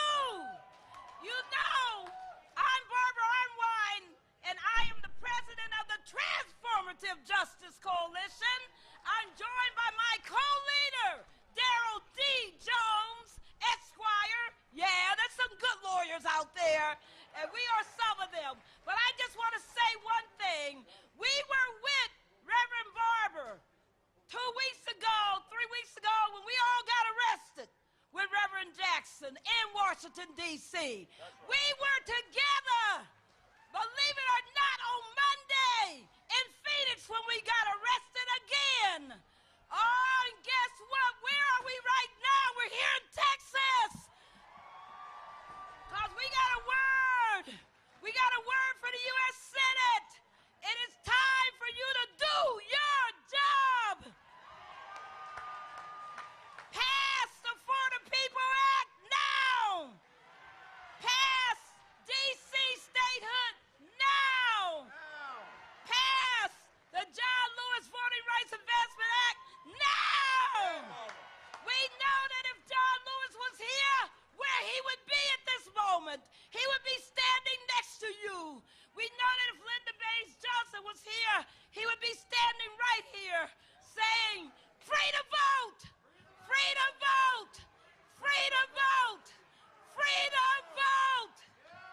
Give it up for Barbara Irwin. Transformative Justice Network. Good morning. I'm Mimi Marziani. I'm an attorney and I'm the president of the Texas Civil Rights Project. So, all you Texans probably remember that when Greg Abbott was Attorney General, he used to brag, I wake up in the morning, I go to the office and I sue the federal government. That was the Obama administration. I mean, you could say a lot of things about that, but that's Texas grit, right? So with that sort of grit, why is Abbott so afraid of letting Texans vote? Over the last 10 years, Abbott and his allies have worked time and again to make voting more difficult for every single one of us, but especially for people of color, young people, folks with disabilities, and folks with less money. Why? Look, I identify with that sort of Texas spirit that Abbott claims to have. I'm plucky. I'm independent. I mean, hell, I get up in the morning and go to work and sue the government. Just the one that Abbott now runs. So let me tell you from my front row seat what's going on here. Years ago, the people leading Texas made a cynical calculation that faced with explosive population growth of people of color and young people, that they would rather barricade access to the polls than hear what the people have to say, what you have to say. And history tells us what we have to do when states work to subvert democracy. Federal reform. That's why it's so damn important you're here today, and that's why we need federal reform, not next year, but next month. Thank you all. That's right. Everybody shout, we need federal protections. Mr. President, Madam Speaker, Senate Leader, Democrats, we need federal protections. Now. Bishop Barber, thank you so much for coming to Texas and organizing such a spectacular march and rally. Gracias. Thank you. I know it's hard for politicians to stick to a minute, but I'm going to try. You know, just a couple of days ago, it was reported that the Biden administration had worked with Congress to get a groundbreaking infrastructure deal done. And in the write-up of its success, they said that the administration had had over 300 meetings pushing the House and the Senate to pass their infrastructure deal. We're here today in Texas with a loud and clear voice to tell President Biden and Congress that we need you to meet 300 times work on the For the People Act and the John Lewis Voting Rights Advancement Act. We need you to work on raising the minimum wage and fighting climate change and protecting workers and protecting immigrants and creating an America where everyone counts. That's what we're here fighting for. Thank you so much for being a part of it. Gracias. Go, Julio! Don't y'all like coming here so you can find out the truth? I didn't know they had 300 meetings on the infrastructure. Where are those 300 meetings on voting rights? And then in the filibuster, say we want our 300 and whatever else it takes. And we want it now. Hi, everyone. I'm Deanna LaFay, the state coordinator for Black Voters Matter. Yeah! And I always like to start with either a story or a scripture. So today I'm going to be reading from Joshua 10, 12 through 14. Then Joshua spoke to the Lord in that day when the Lord delivered up the Amorites before the children of Israel. And he said in the sight of Israel, sun stand still over Gibeon and moon in the valley of Ajalon. So the sun stood still and the moon stopped till the people and had revenge upon their enemies. And there has not been a day like that before or after that the Lord heeded the voice of man. The Lord fought for Israel. Wow. My heart is full of hope and joy today. And I can sense in my spirit that a door is opening before us. But that only matters if we fully recognize the power of the moment we're in. It's our generation's turn to secure the rights and freedoms that have eluded us far too long. And it's imperative that we acknowledge the wisdom, love, and strategy passed down by our elders. No more will we politely ask for that which we should possess at birth. Anyway. The Voting Rights Act of 1965 was intended to create and preserve access to democracy regardless of race, age, education, or socioeconomic status. But over the past few decades, we've seen a relentless organized effort to suppress the voices of those the VRA was meant to protect. They've already declared war on our communities, and we must unify ourselves and make a demand on the creative, loving, and omnipotent spirit that lives within us. Yeah. We must rise up as a moral army and trust that there's protection and provision guaranteed for those who walk in their purpose. Victory is inevitable if we fortify our minds, purify our hearts, and ground our spirits in the will of the Father. As always, remember that we are the remedy to what ails this country. Yes, sir. Yes, ma'am.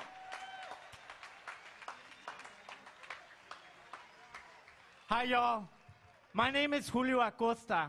I'm with Reform Immigration for Texas Alliance, a project of the Border Network for Human Rights. We're a coalition of immigrant rights organizations across Texas. We are living in historic times. Many of our ancestors made sacrifices so that we could even get the right to vote. Some paid the ultimate price. We applaud and send light and love to everyone across the state, around the nation, and around the world that is defending democracy. Abbott, his co-conspirators and enablers are not only attacking our communities by trying to disenfranchise us. When I pause and raise my fist, y'all yell shame. He's attacking immigrant communities by trying to take away the licenses of the child care facilities that take care of migrant children. Shame! He's using our taxpayer money to illegally build a racist, white supremacist border wall. Shame!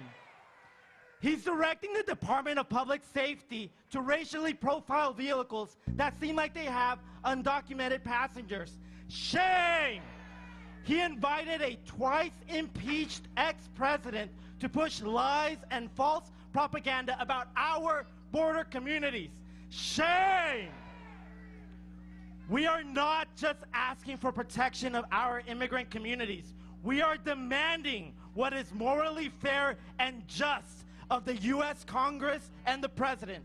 A pathway to citizenship for the more than 11 million, prompt reunification of families, demilitarization of our border communities, and accountability of law enforcement. Thank you.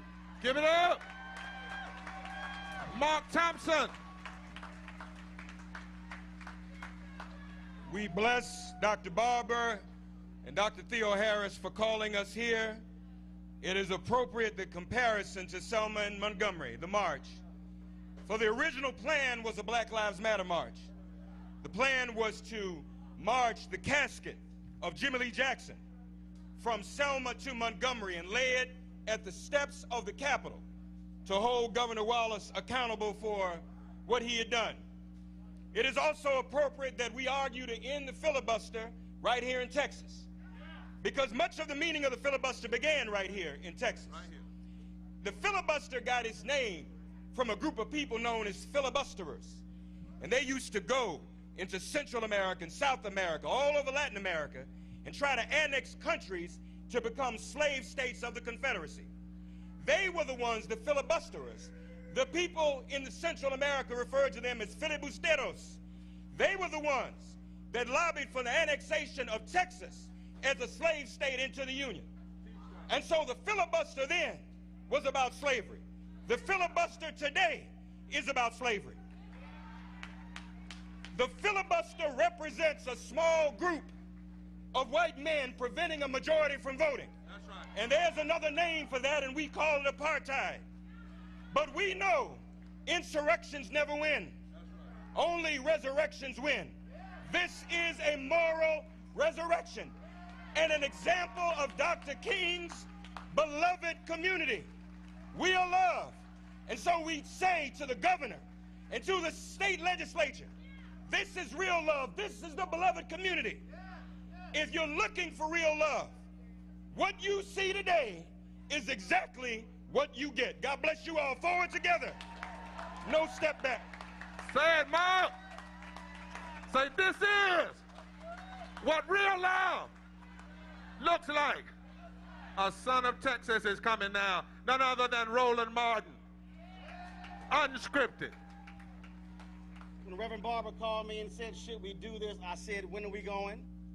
I told him, I said, that's where I'm from, but see, I'm not just from Houston, born and raised. This is my voter registration card. I'm still registered in Dallas County.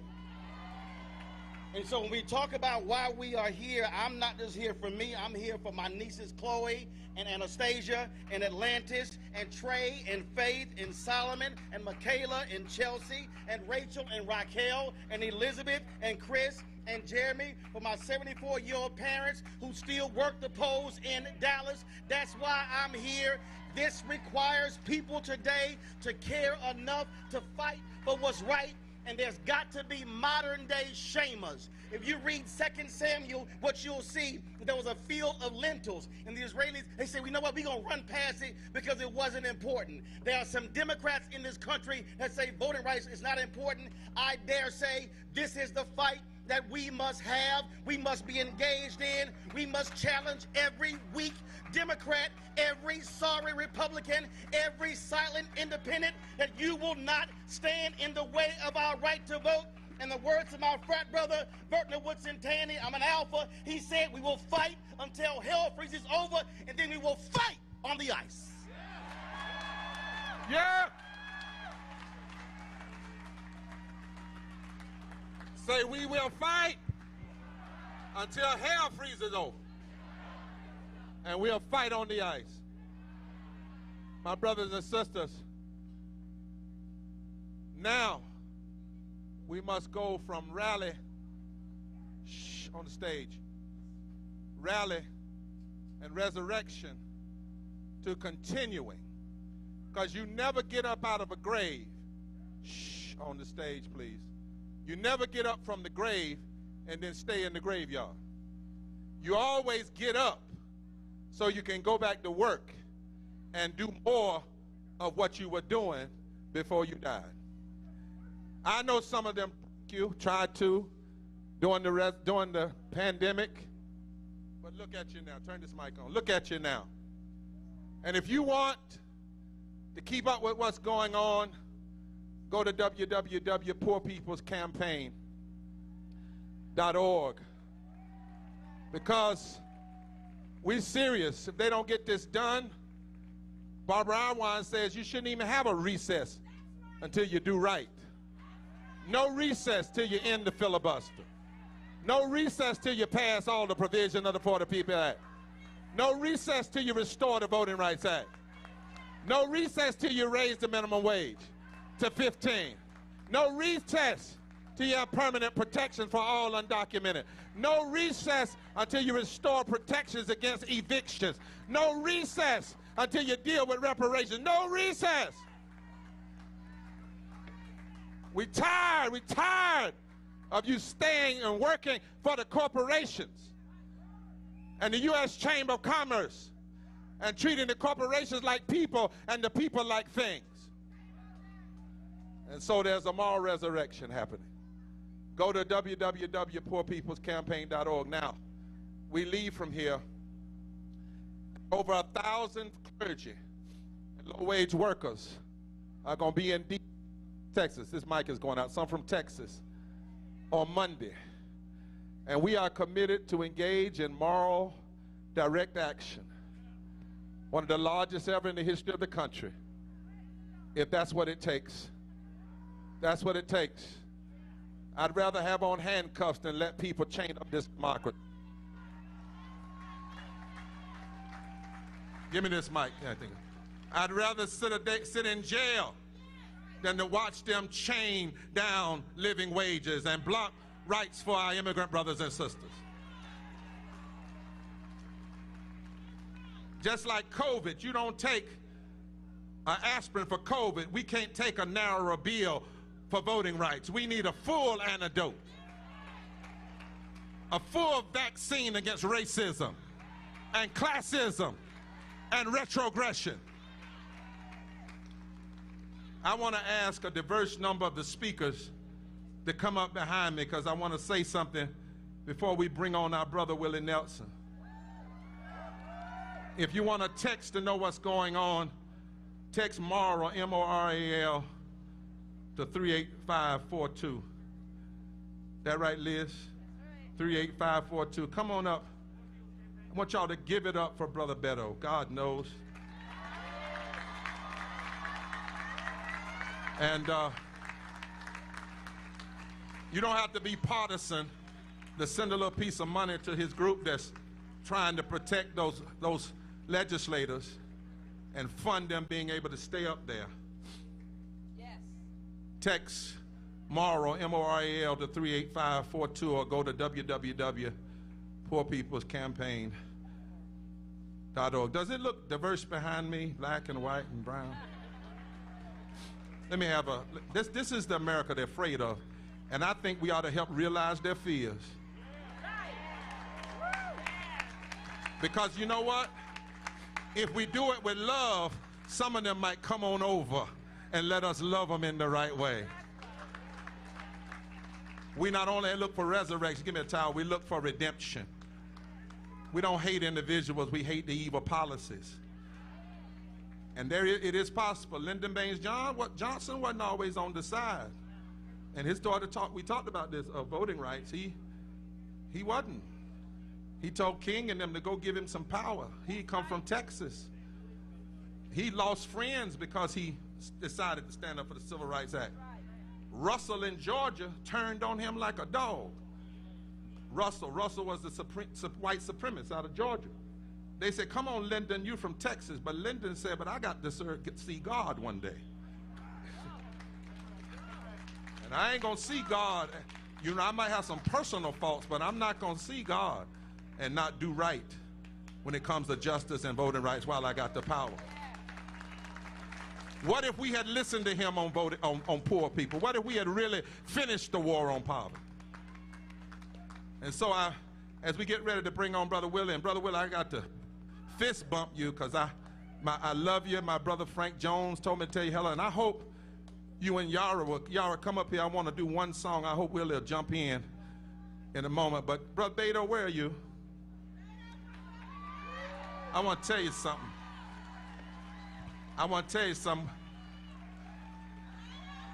Stand right here. I want to tell you something. This is the right time to do right. Ain't nobody that ever been president was remembered because they gave infrastructure. But they did get remembered when they freed the slaves.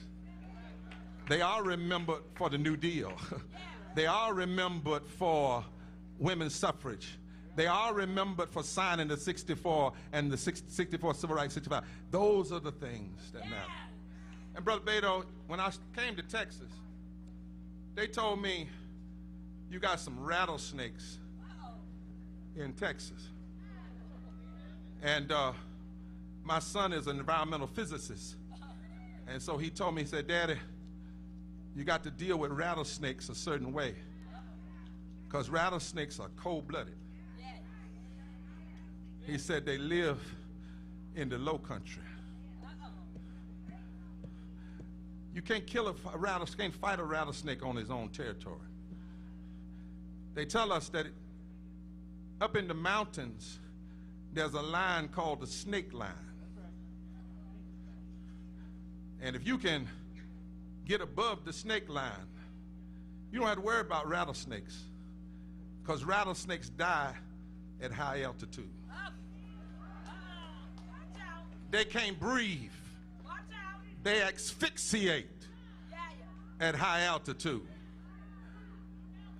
We got some snakes in America. Voter suppression is a snake. The lack of living wages is a snake. The filibuster is a rattlesnake. Blocking immigrant rights is a snake. We got to get this country to higher ground.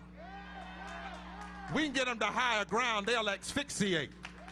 Higher ground is ending the filibuster. Higher ground is passing a living wage. Higher ground is taking care of immigrants. Higher ground is voting rights. Touch your neighbor and say, neighbor, let's go to higher ground. Lord, plant this country on higher ground. Plant the Senate on higher ground. Plant America on higher ground. Plant the Senate on higher ground. Plant the president on higher ground. Plant Brother Beta on higher ground. Plant every state on higher ground. And the snakes will die. And justice will live. Oh, we love you. God bless you. God bless you. Yara, come to the mic. Where's Brother Willie? I don't want to get too COVID close to him. Brother Willie! Give me that hand mic. Let me put my mask on for Brother Willie. I'm going to put my mask on for you. How about that? He said, I'm fine. I've been double shot. You been double shot? Well, I've been double shot too, but one time I almost got double shot trying to, well, I wasn't a preacher then, chase a deacon's daughter, and he had a shotgun, and you know how that happened. Lord have mercy. Come here, Yara. How about a we must overcome? Come on, musicians. Also, let me say this. Yes, sir. Reverend Barber, I want to thank you for all the help you've been to America's farmers. Oh, yes, sir. Love the farmers. You have stood up for them for years, and they appreciate it. All of us do. Thank you. Thank you, Willie. We must overcome. Come on, Yara. We must overcome. Everybody. We must overcome today.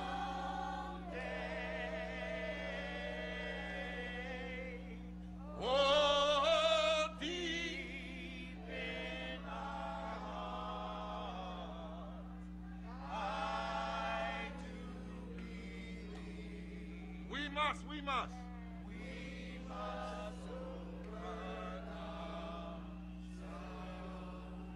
Today we're going to say today one more time. We must overcome. We must. We must overcome. We must overcome today. Oh, deep in our hearts, I do believe we must overcome someday. All right. We'll see you when victory happens. We'll see you in Washington, D.C. You are the moral resurrection, and the nation will never be the same. The right time to do right is right now. I give you our country brother from Texas, none other than Brother Willie Nelson.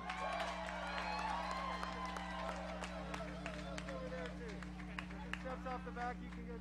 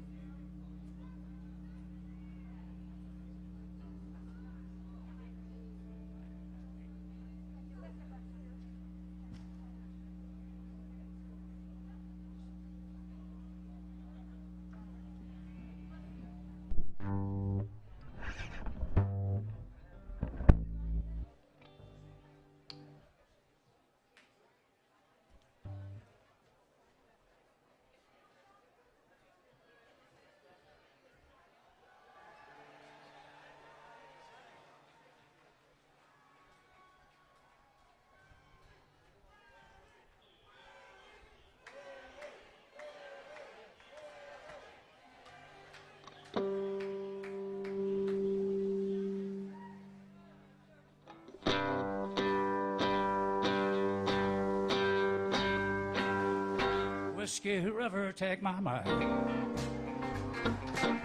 Don't let her memory torture me.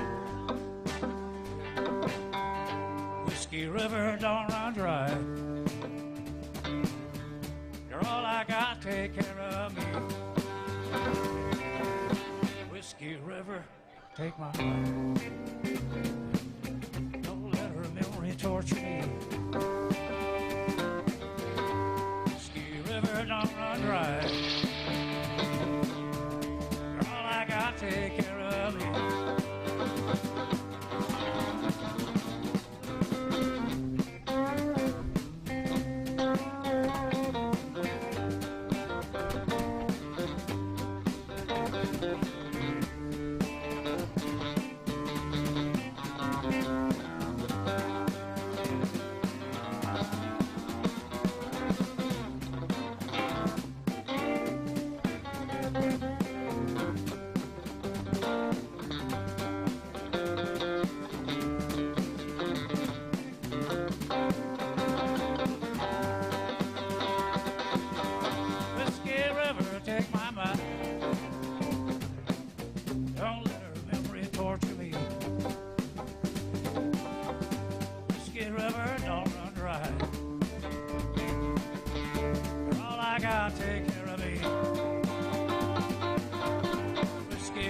Take my mind.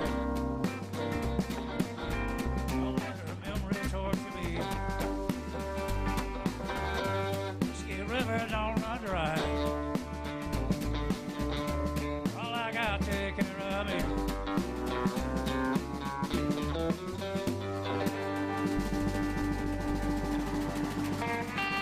Thank you very much. She's a good-hearted woman in love with a good time and man. Loves him in spite of his ways that she don't understand. Through teardrops and laughter, they'll pass through this world hand in hand. This good-hearted woman in love with a good time and man.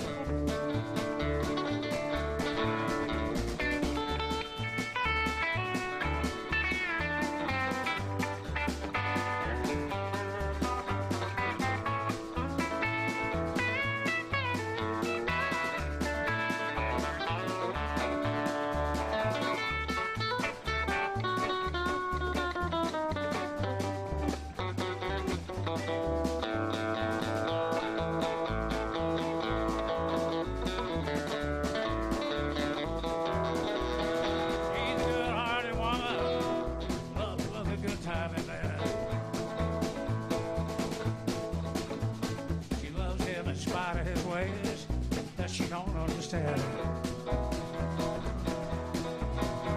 Through teardrops and laughter, they'll pass through this world hand in hand. This good-hearted woman in love with a good time.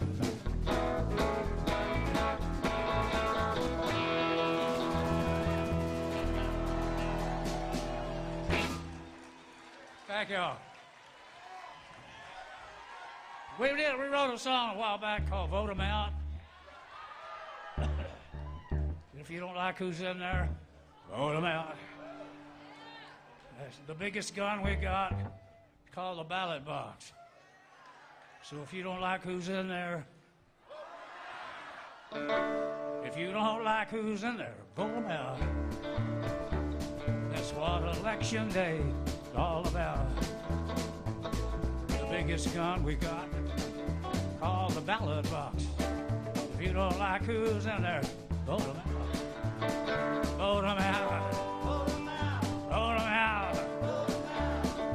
When we're done, we'll sing and laugh and shout. We'll run some new ones in. We'll start the show again. But if you don't like who's in there, vote 'em out.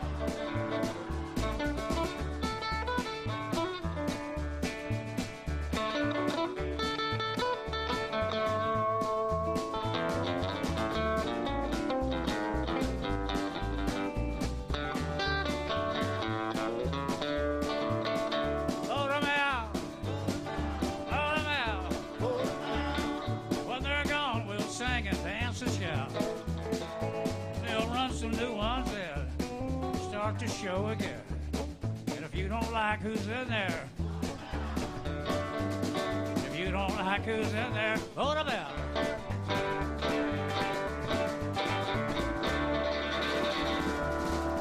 Thank you all very much. We love you. Thank you.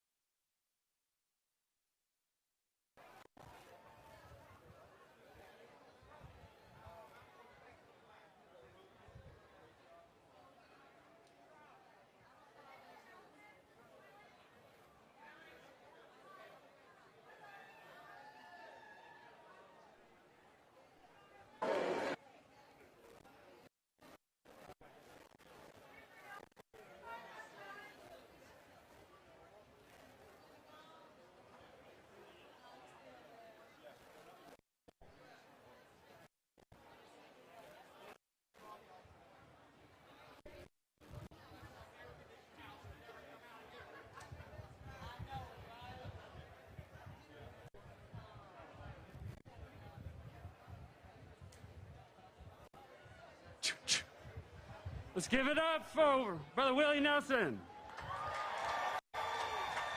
And for this awesome band that has been so flexible to come here.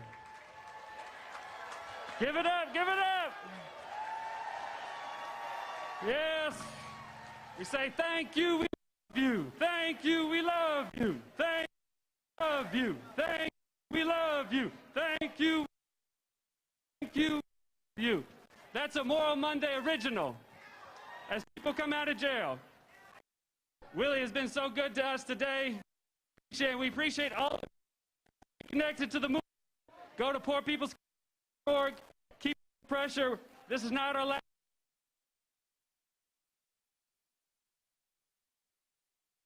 We say forward together. You say not one step back. Forward together. Forward together. Forward together. Now make some noise and send us out.